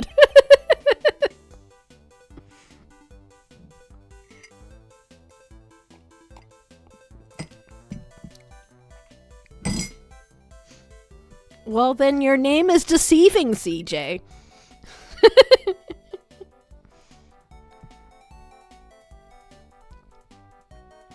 All right. Oh, I'm not ready. Okay, I need an extra big gulp of tea. The demon's here.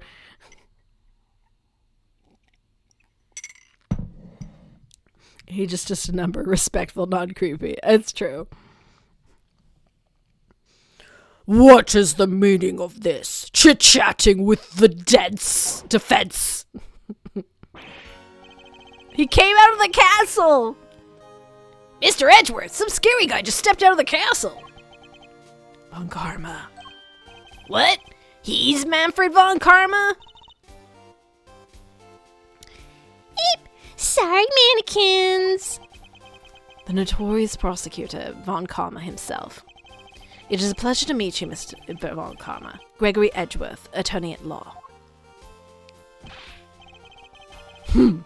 I couldn't care less what your name is. Your job is to lose to me and disappear, never to show your sniveling face again. What a thoroughly rude individual. Those piercing eyes, that furrowed brow, shudder, you are even scarier than they say. And you might want to keep such rude thoughts to yourself, Eddie. We were hoping that you might permit us to carry out some brief inquiries, Mr. Von Karma. Huh! Why would I wish to extend you any such courtesy? This clearly isn't going to be easy. Oh god, am I gonna play chess with Von Karma? I really hope not. I wish we could have seen Simon smack Von Karma. His entry theme is like off-brand Smoke on the Water. So, as long as your inquiries are limited to this room, I suppose I'll allow it. Why the sudden change of heart? You, the tall fellow. Name's bad. Is that so hard to remember? Haze on the liquid? Haze on the liquid.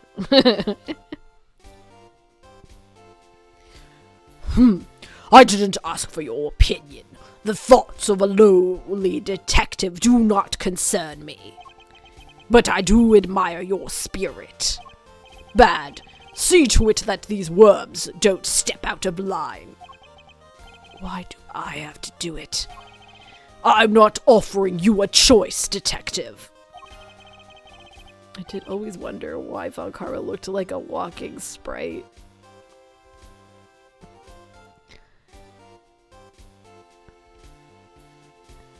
I need to go and look over Gusto's room. Good day. Okay, bye, dude.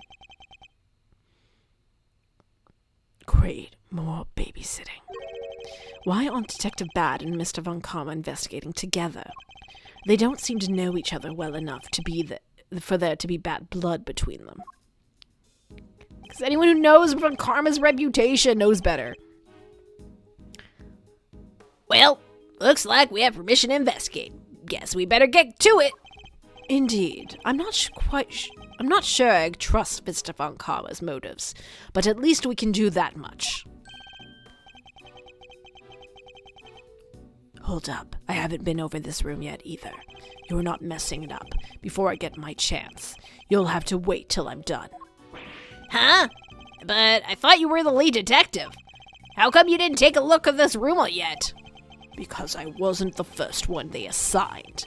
One of Von Karma's pets was on the job before me.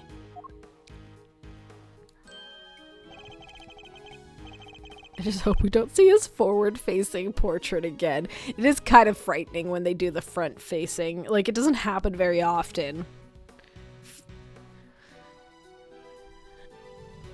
Like, it's normal for the people who take the stand, right? But anyone else, it's like, what are you doing?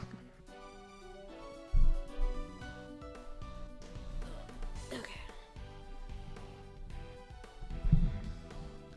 Right up until just now, in fact. I got here not long before you did. That answers my question as to why they're working separately, I suppose. Let's say we look over the room together, Detective. It worked out well enough before. Then you won't have to worry about us messing things up. You can keep an eye on us as we go. What kind of screwball attorney asks to have a detective breathing down his neck? Guess it stuck with you for a little while longer. Yes, you're amazing, Mr. E. He's so polite. You have our thanks, Detective Bad. Don't be too grateful. This is my scene. The second you get in my way, you're out of here. I wonder how Phoenix would handle having a detective like Bad as the, like, I say opposing detective, but like, it's not really like an opposition role, really. And I think for Phoenix to be able to win his cases, there has to be a detective that's willing to give him all the goods that are on the and I feel like Bad would be a lot more reluctant with him in that regard.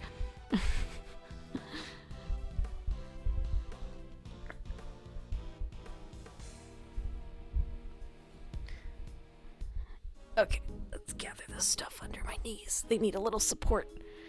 Okay, there we go. Of course, we understand. Now, shall we begin?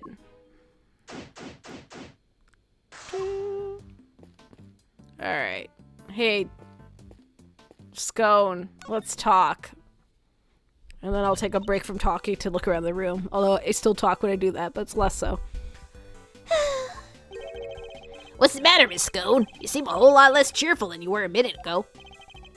Is it Mr. Von Karma? Did something happen between you two? Oh, yes. Nothing happened at all. Well, you just said yes. Tee-hee. That was a hello, you silly boy. Aren't you just the sweetest little sugar dumpling? Remind me, what's your name again? Oh, Eddie. Eddie Lumpkin? Oh, you go far, dearie, I can tell. Eddie Lumpkin? Seems our English gentlewoman has taken a liking to you, Eddie. No small accomplishment. She's not exactly what I pictured when I think of gentlewoman, Mr. E. Never mind that now. We should ask her a few questions while we can.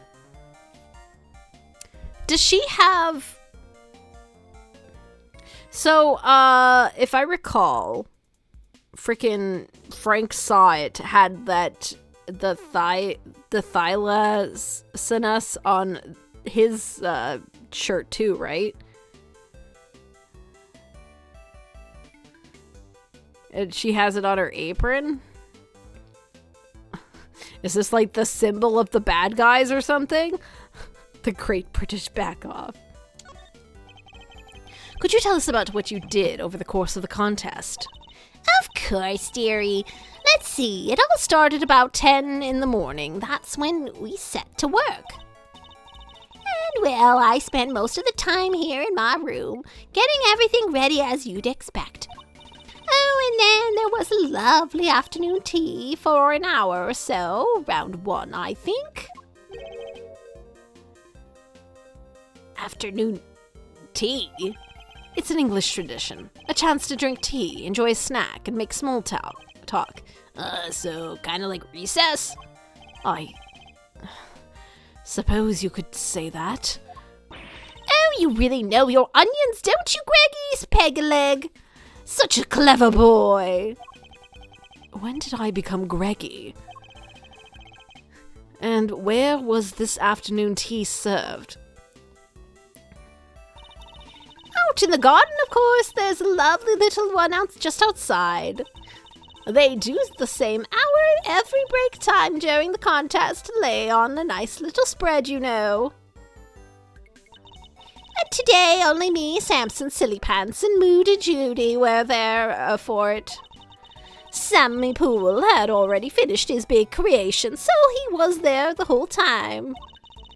But poor old Chillywinks and Gusty Pants that had to miss out because they hadn't finished them yet, bless 'em.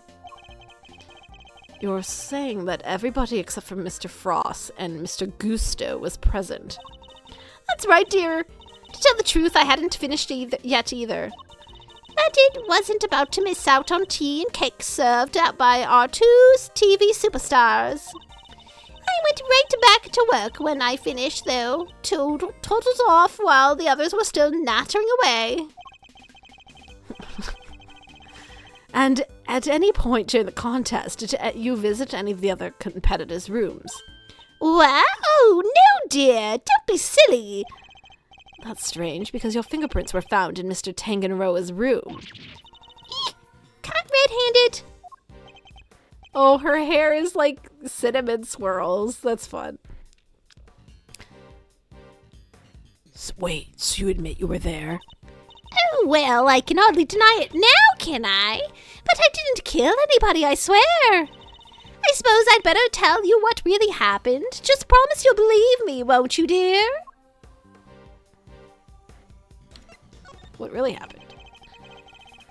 What exactly were you doing in Mr. Tanganroa's room? Well, I suppose you'd call it research. Research? Sammy Poole's a dab hand when it comes to the old sweet making. Everybody knows that. So when I noticed that there was no one in there, I just popped in for a quick bit of research. Like I say. What kind of research leaves fingerprints?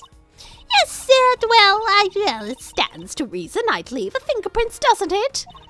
After all, it's hardly research if you don't have a little nibble now, is it? What? You ate a little pieces of them? So, the traces of tampering in Mr. Tangaroa's room, that was all you. I'm never so sorry, sweeties. I didn't mean to make a mess. I had to take a little bite here and there, didn't I? I didn't want poor Sammy Poole getting upset, so I was just a teensy bits and pieces. And the stand holding up the ship, you took a bite out of that too, I suppose? Oh yes, dear, of course I did. It was you. You brought the whole thing crashing down. I'm sorry, my lovely. Truly I am. Hold on, is that why you left the afternoon tea early? You were heading off for a second helping of sweets? Look, just please believe me. I never killed anybody, I promise. Actions are certainly suspicious, but that's about all we can say for now. She only destroyed another person. She is very ruthless indeed. It's cute, the little elf made of candy. It's a cute little elf made of candy, and it's sitting on a little tree stump. The whipped cream decorations around it are beginning to lose their shape. But the elf seems completely fine. Strange. I mean, if it's made of whipped cream, that's not going to last long at all. There's a small door on the wall here, just like Mr. Tangaroa's room. Here, I'll open it. Alternatively, Jan Fender is Finn Wolfhard. You mean Stranger Things? That's the actor who plays Mike, right? About a couple of hours.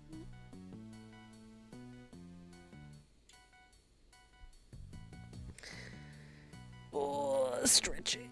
I can see it.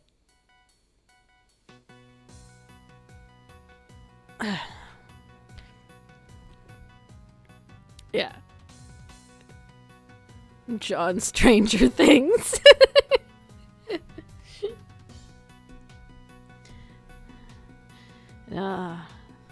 I still find it really funny. They're like, oh man, we're going to split up the release date. So we're going to release these on Christmas and these on New Year's Eve. And I'm like, I don't know if these are really like Christmas themed shows that I want to watch on Christmas. Temperature, 68 degrees. Lights set to green. Didn't Gusto say cream needed to be kept at 50 degrees? Oh, it's too high. Temperature in here is too high. That is odd. I wonder why. What is inside of that? You know what? I'm going to look right now. What is in here? It's an incredible piece of work. Hard to believe this whole castle is made out of sugar and cream. I know, right? It's like we're inside a magical medieval story or something. Gonna watch something at 2 p.m. while the ham's cooking. I suppose. They needed to stop splitting up the releases. The kids are aging by the second. One more week and they're gonna crumble to dust.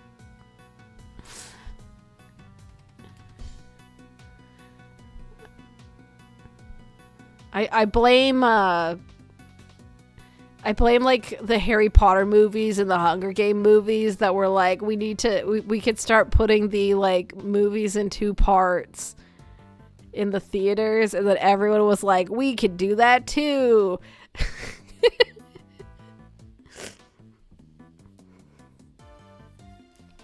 Imagine waiting a week for the next episode. Couldn't be us.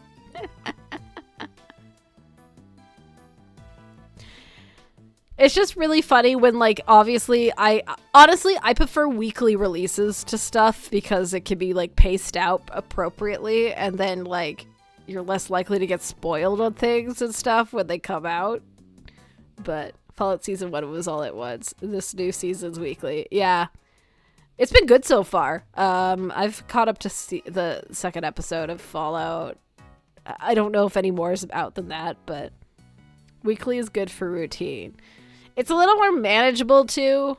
Like obviously you could always like watch it weekly yourself, but like if you want to be like a part of the conversation, you know, gives you something to look forward to. Yeah. I didn't know you were into such fantastical things. Sorry, Mr. Edgeworth, didn't mean to get so carried away there.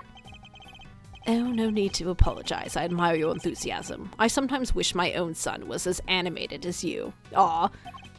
You have a son, Mr. E?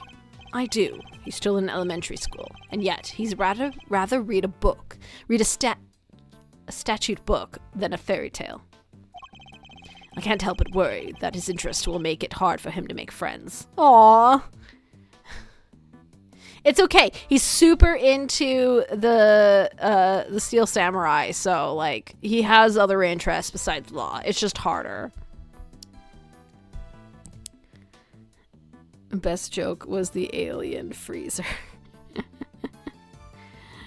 I'm sure he'll be fine.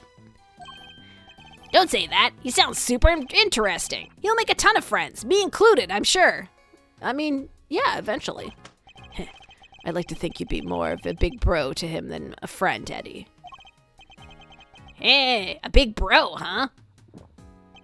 Guess I have some growing up to do. Better take on this more seriously.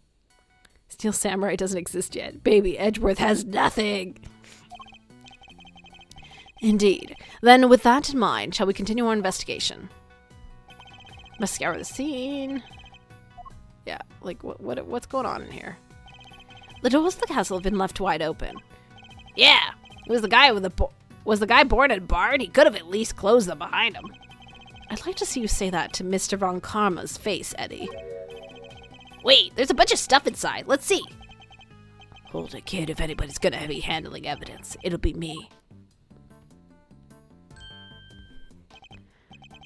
Cream's going all runny. Yeah. It's all over the detective's shoes. Why are these items being stored in the Candy Castle? Candy Castle! At least he wasn't forcing his profession on Miles. That's nice. Yeah, it seems like it was much more of a, like, I respect my dad so much, I'm gonna be just like him. And his dad was like, I mean, you can, just, you know, make sure you do other stuff too. And he's like, no! This is my role. And then a few years later, he was like, no, I'm going to be a prosecutor because my dad got shotted.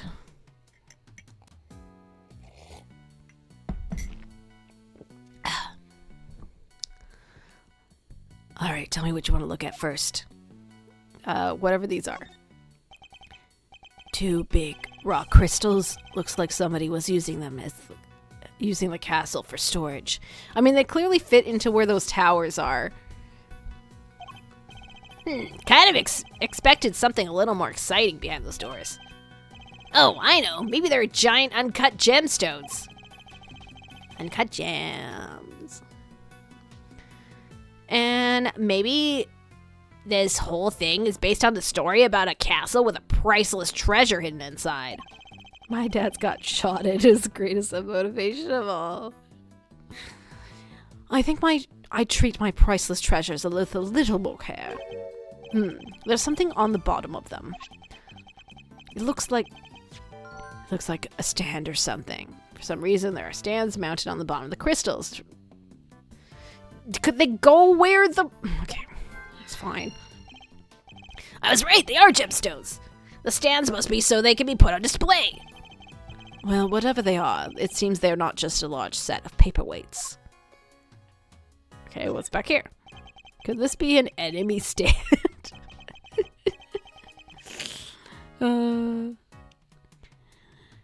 There's 2 bunches of blue cloth back there. It's not like there was blue cloth wrapped around the victim or anything. 1, 2, 3, 4 rolls altogether. Well, they certainly aren't made of candy. No idea what the stuff's for. Almost looks like somebody hid it in here. And I think I've seen the fabric in the same color somewhere else before, too.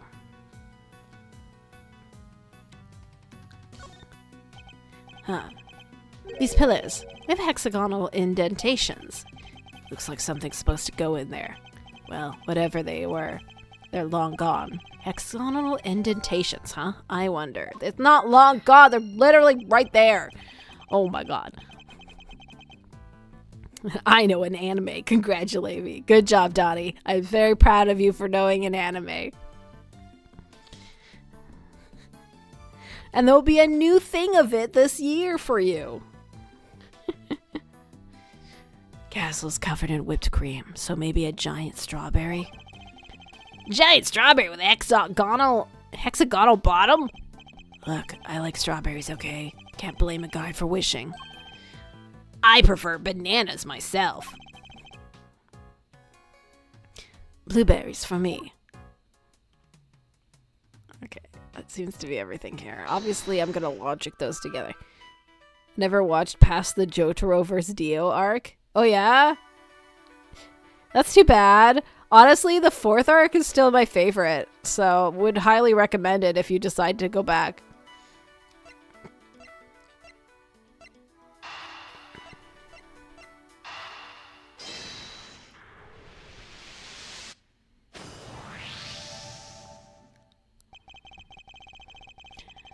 The rock crystal stands and the pillars in front of the castle feature the same hexagonal shape. I believe the crystals are meant to be placed on the top of those pillars. Oh yeah, the hexagon. Makes perfect sense. But if that's the case, then why were they being hidden inside the castle? The rosa blue cloth and the rock crystals inside the castle. I imagine both must belong to Miss Scone. Miss Scone, what were you using the items inside the castle for? Oh, those. Sorry, Lampkins. I'm not allowed to say. Let me guess, Bon Karma. Eek! How did you know? Please don't ask me to tell you. You'll have my guts for the garters. It seems the prosecution really has no intention of sharing any of the anything with the defense. Man, thought we were onto something with those giant rock crystals, but... What's that, dearie? You're interested in my little trinkets? Your trinkets? Yes, my sweet. I used to make them for make people all lovely and relaxed. You used rock crystals and cloth to do that. I do. It's wonderful. You should see it. And they're not just any old rock crystals either. They're great big lumps of salt that with lights inside them. Wow, those things are lamps? Oh, that's not even the half of it. Those clothes hold an even more exciting secret. She really opens up the moment we start talking about her trinkets. Since you're here, why don't I give you lovely boys a taste of my relaxation magic? Oh, Batty Bumpkin, can you get it all out and set it up for me? The name is bad. Is it? I know. Why are you being so selfish, Batty Bumpkin?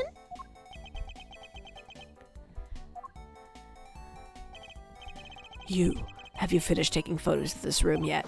Yes, sir. We have, sir. I was just looking at the oven weirdly.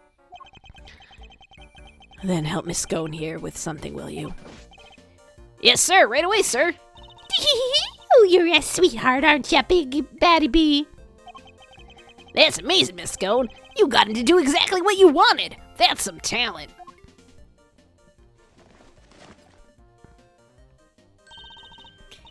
Thank you ever so much, Battykins. And you, Officer Lovely. She's even giving nicknames to the forensic guys now. I guess it's her way of showing that she cares. So, what about this is supposed to be relaxing exactly? Oh, don't be a big sourpuss, Batty Bee. It's the fun's only just beginning. Officer Lovely, you can switch it on now. Yes, ma'am.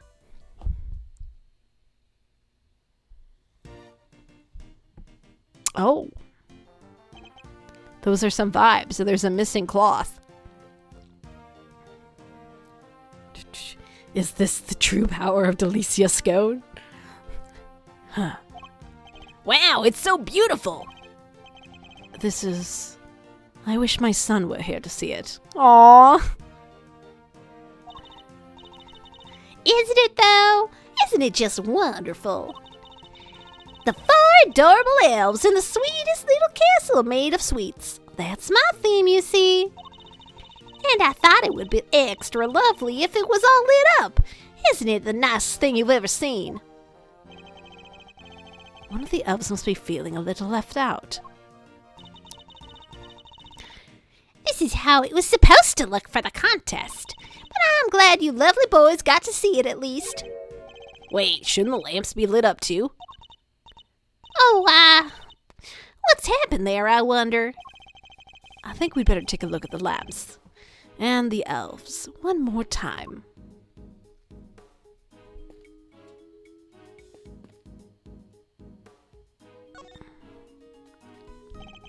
Oh, there's blood on it! Look at that! Deduce! Why is there blood? Could this be related to the evidence somehow? I guess the blood from the crime scene? Is that how they want me to show it?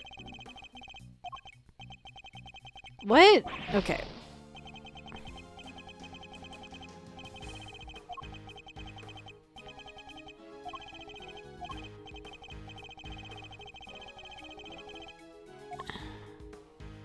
Well, okay, there's the bloody rock. What do you want me to deduce it with?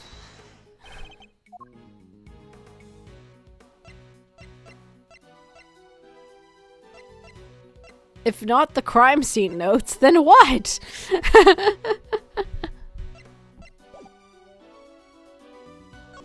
Let's just look at it. The lamps appear to be broken. The bulbs are smashed. Both of them. They fell and broke on the floor. It looks like there was red stain on the left one. That's not just a stain. It's blood, alright. Can't smell it. Maybe if you check it out and give you a hit. Yeah. Luck! I'm impatient! What? Blood? Why is there blood on this lamp? Could it have something to do with why the bulb is broken? We better take a closer look at the other one, too.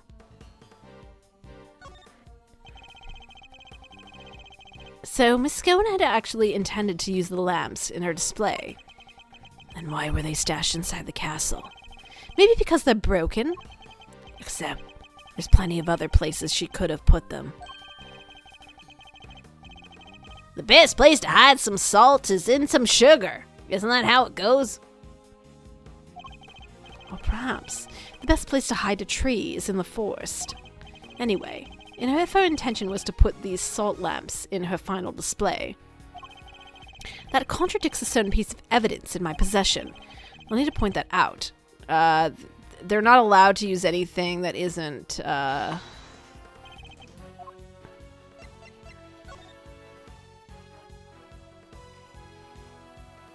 although salt is kind of confectionery. Eureka!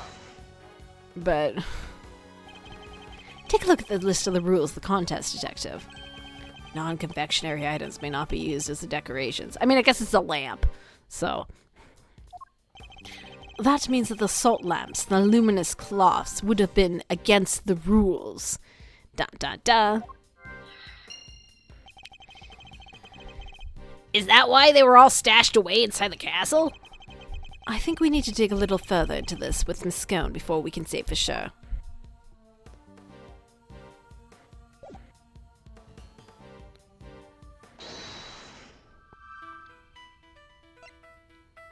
Salt lamp has blood on it.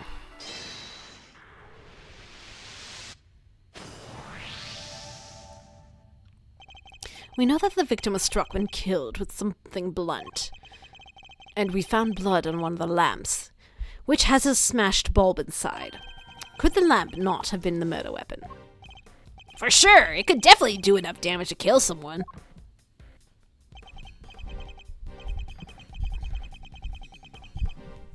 You, science guy, did you finish analyzing the blood from the lamp yet? Yes, sir. Just got done a minute ago, sir. blood is the victim's, no doubt about it. There you have it. Okay. So the murder weapon was hidden in Miss Scone's room. Bill. Bill Nye, the science guy. Science rules.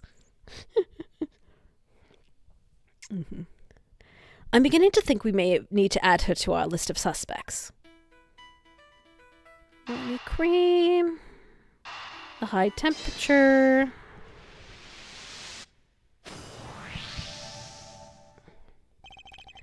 The whipped cream in this room is collapsing because of the temperature is too high. It's 68 degrees. My messed up shoes can vouch for that. And yet, when you open the door to the castle, the handles themselves were just fine. Yeah, they were sturdier than expected. 'Cause they aren't cream! Sturdy. That's not the way I would describe most things made of confectionaries. I think we'd better take another look at those handles, don't you?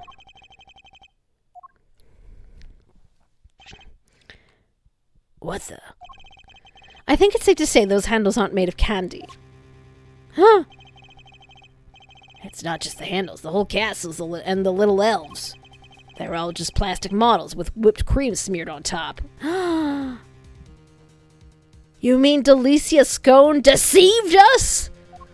What? So none of this is confectionery art after all? No, it's simply made to look like candy, with the cream having been added to lend it an air of authenticity.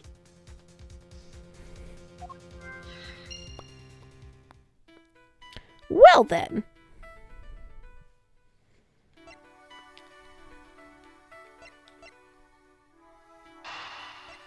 So I guess these are related.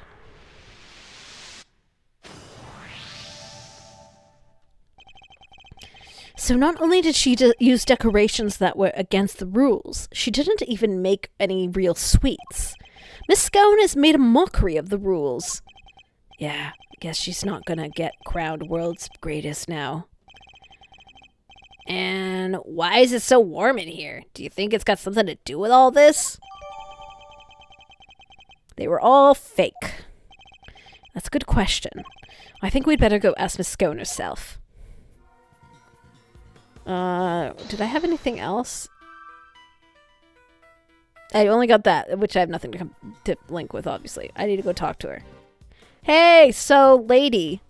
What's going on? Why is everything fake? Scone was trying to cheat at a confectionery contest. I know, right? Temperature of the room. Burn her at the stake for her heresy. Miss Scone, why is the temperature of your room set to 68 degrees? Because I hate the cold. Don't I, dearie? And besides, being chilly's no good for a girl. If I want to keep my fresh face complexion, I gotta be careful about these things. We ladies have to stay young, don't you know? How old is she really, though? That's what I'd like to know. It's not polite to speculate on a person's age, Eddie.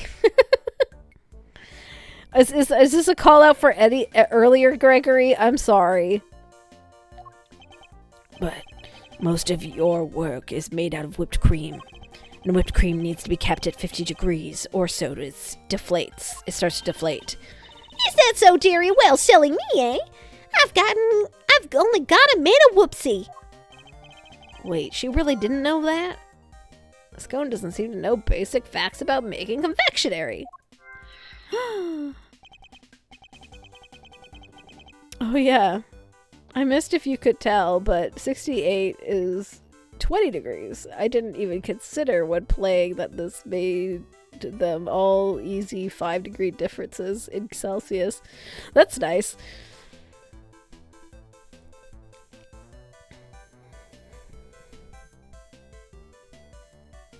Well, I mean, I assume Japan uses Celsius, right? So they probably converted it for the English translation, I would assume, since, you know, Americans would be the primary consumers of it in English, I guess. So, that all tracks. They do, yeah. Because English is American, yes. Sad face. I mean, how long does it take for Europe to even get video games in the olden days anyway, Sam? I remember back in when you were in the trenches of that all.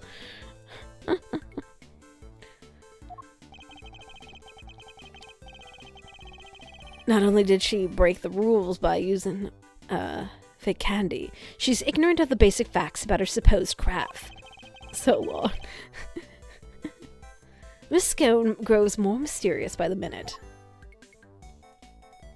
Hey, so lady, all your shit's fake. Can you talk about that? Oh, look at that. Why don't you have the loveliest toys, Greggy Peggy Leg? Put that color. Oh, no, that won't do. Here, let me put a lovely sponge. A splooge of cream on it. Splodge? A lovely splodge of cream? That's what it actually is. Either way. It was like anywhere between 4 splodge, not splooge. Jesus, Katie.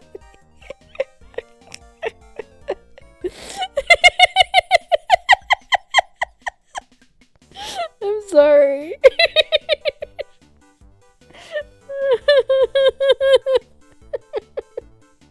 Okay, get it under control, Katie. Lock it down. How do I clip?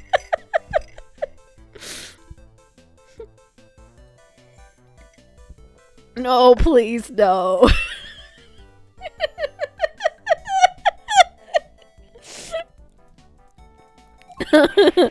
Please stop that. Well, apparently she didn't care. Okay. Hey, why is there a bloody lamp in your room? Okay, it's the same thing. God damn, I walked away for 2 seconds. Such a maturity.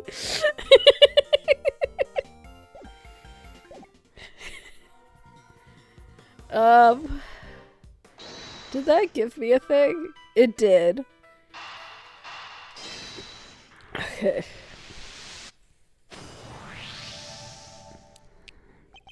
Miss Scone appears to lack basic knowledge about how confectionery is created, and she says that she snuck into another entrance room for research purposes. Please clip, I must know what I missed. No, you don't need to know, it's fine. Hardly the actions of a world-class confectioner competing for a major prize. Yeah. Not how I'd picture a top pro acting. Does she maybe lack the confidence, or she's not actually a confectioner at all? Perhaps she has had another agenda altogether. After all, we only have her word for it that she went into that room to do some research. Wait, you mean maybe she went in there to commit a murder? There's no way to say for certain yet. But she is hiding something, that is that much I'm certain of.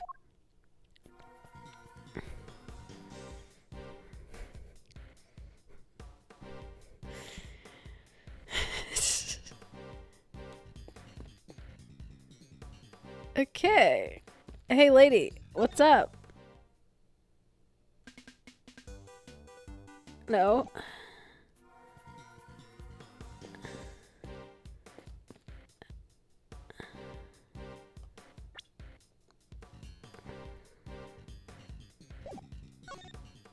Can I present something to you now? Like, maybe I needed that information before I could confront her? No. There might be something else in the room then that I need to find. What do we got here? These must be various tools Miss Scone used to build her castle. Buckets full of cream, trowels, a brush. Is she a patissier or a plasterer? Don't you go making jokes on my expense, you cheeky young devil. I don't just slap stuff on the walls like a silly old pastier. I have to spread the cream out lovely and smooth and then work out all the rough patches. That's literally exactly what a plasterer does.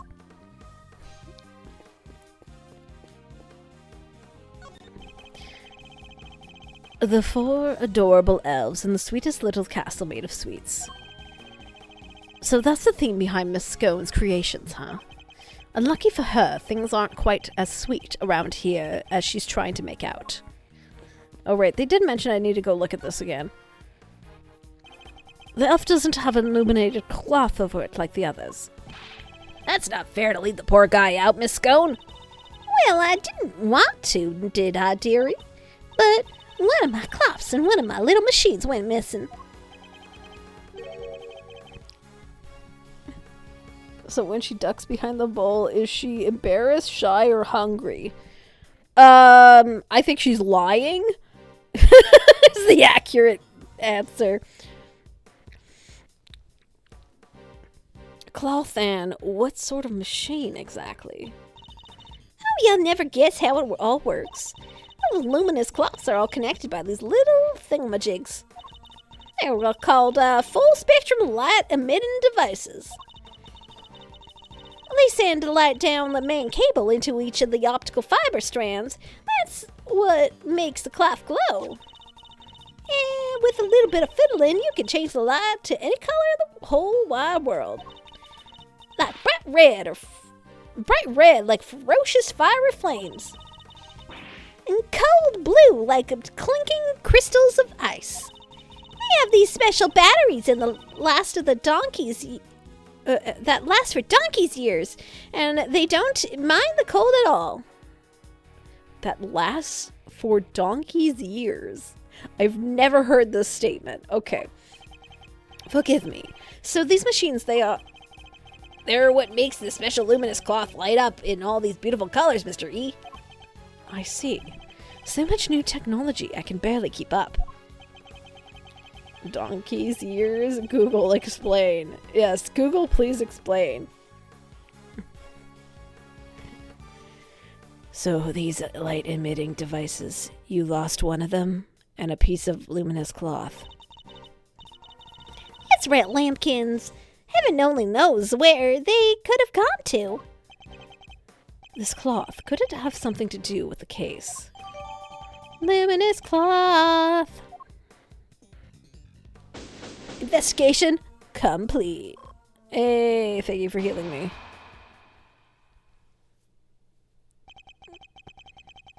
Just an antiquated British English saying. I see. It just means a long time. I mean, I assumed as much, but also I'd never heard that before. Sam, is that something you are familiar with? Not that you're from Britain, but, like, you associate more with that culture than we do.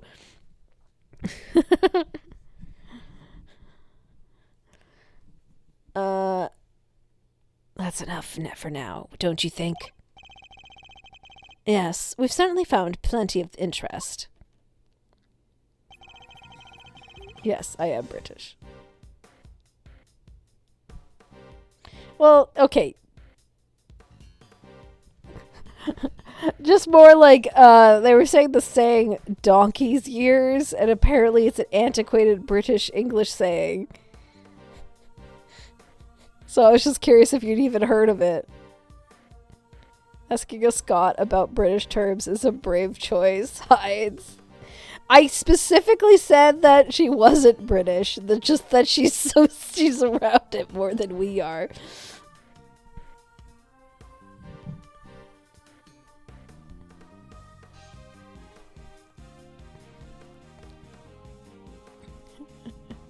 One last time, sorry. No, that's okay. They were just saying the sentence that I haven't heard of. It was something like, I haven't heard about that in donkey's years, or it's been donkey's years since I've heard that. And I'm like, what? I was just curious if you'd heard it before. That's all. If it was even remotely familiar to you, or if Ace Attorney's making things up. Yeah, donkey's ears is a thing. Okay. Hell, I've used it. Okay then, fair enough.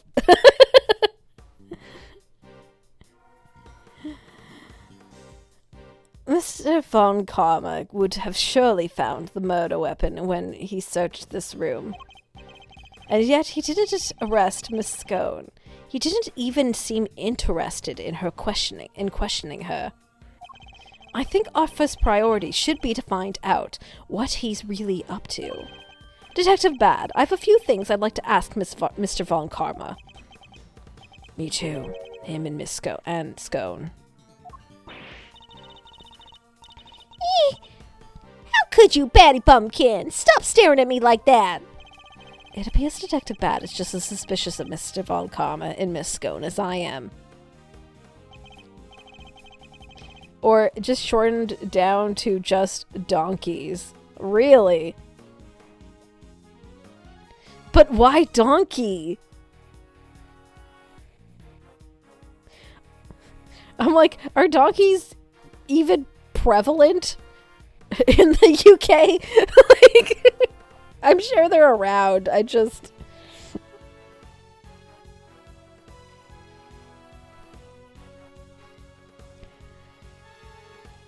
Miss Scone, would you be so kind as to accompany us? Of course, dear. Where are we off to?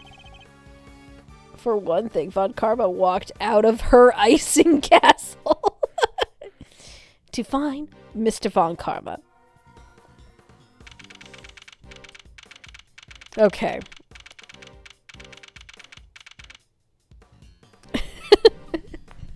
I've been enjoying this case so far, but I think for the sake of my voice, since we're going to be talking to Von Karma next, I think I'm going to stop here. And then next time I can go in fresh in trying to take down Von Karma. It's from the early 1900s. Okay, fair enough.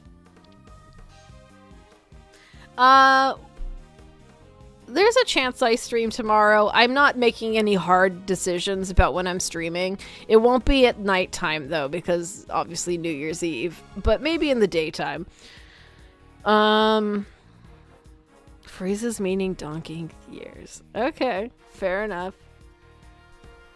But thanks for joining me, people. This was fun.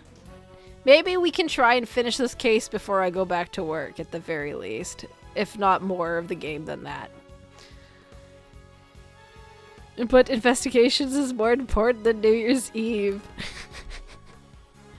No, it's almost Christmas Eve. That's the important date. Anyway, I assume it'll probably be New Year's Eve or New Year's either way. So I'll see you all later and Happy New Year's. Bye-bye.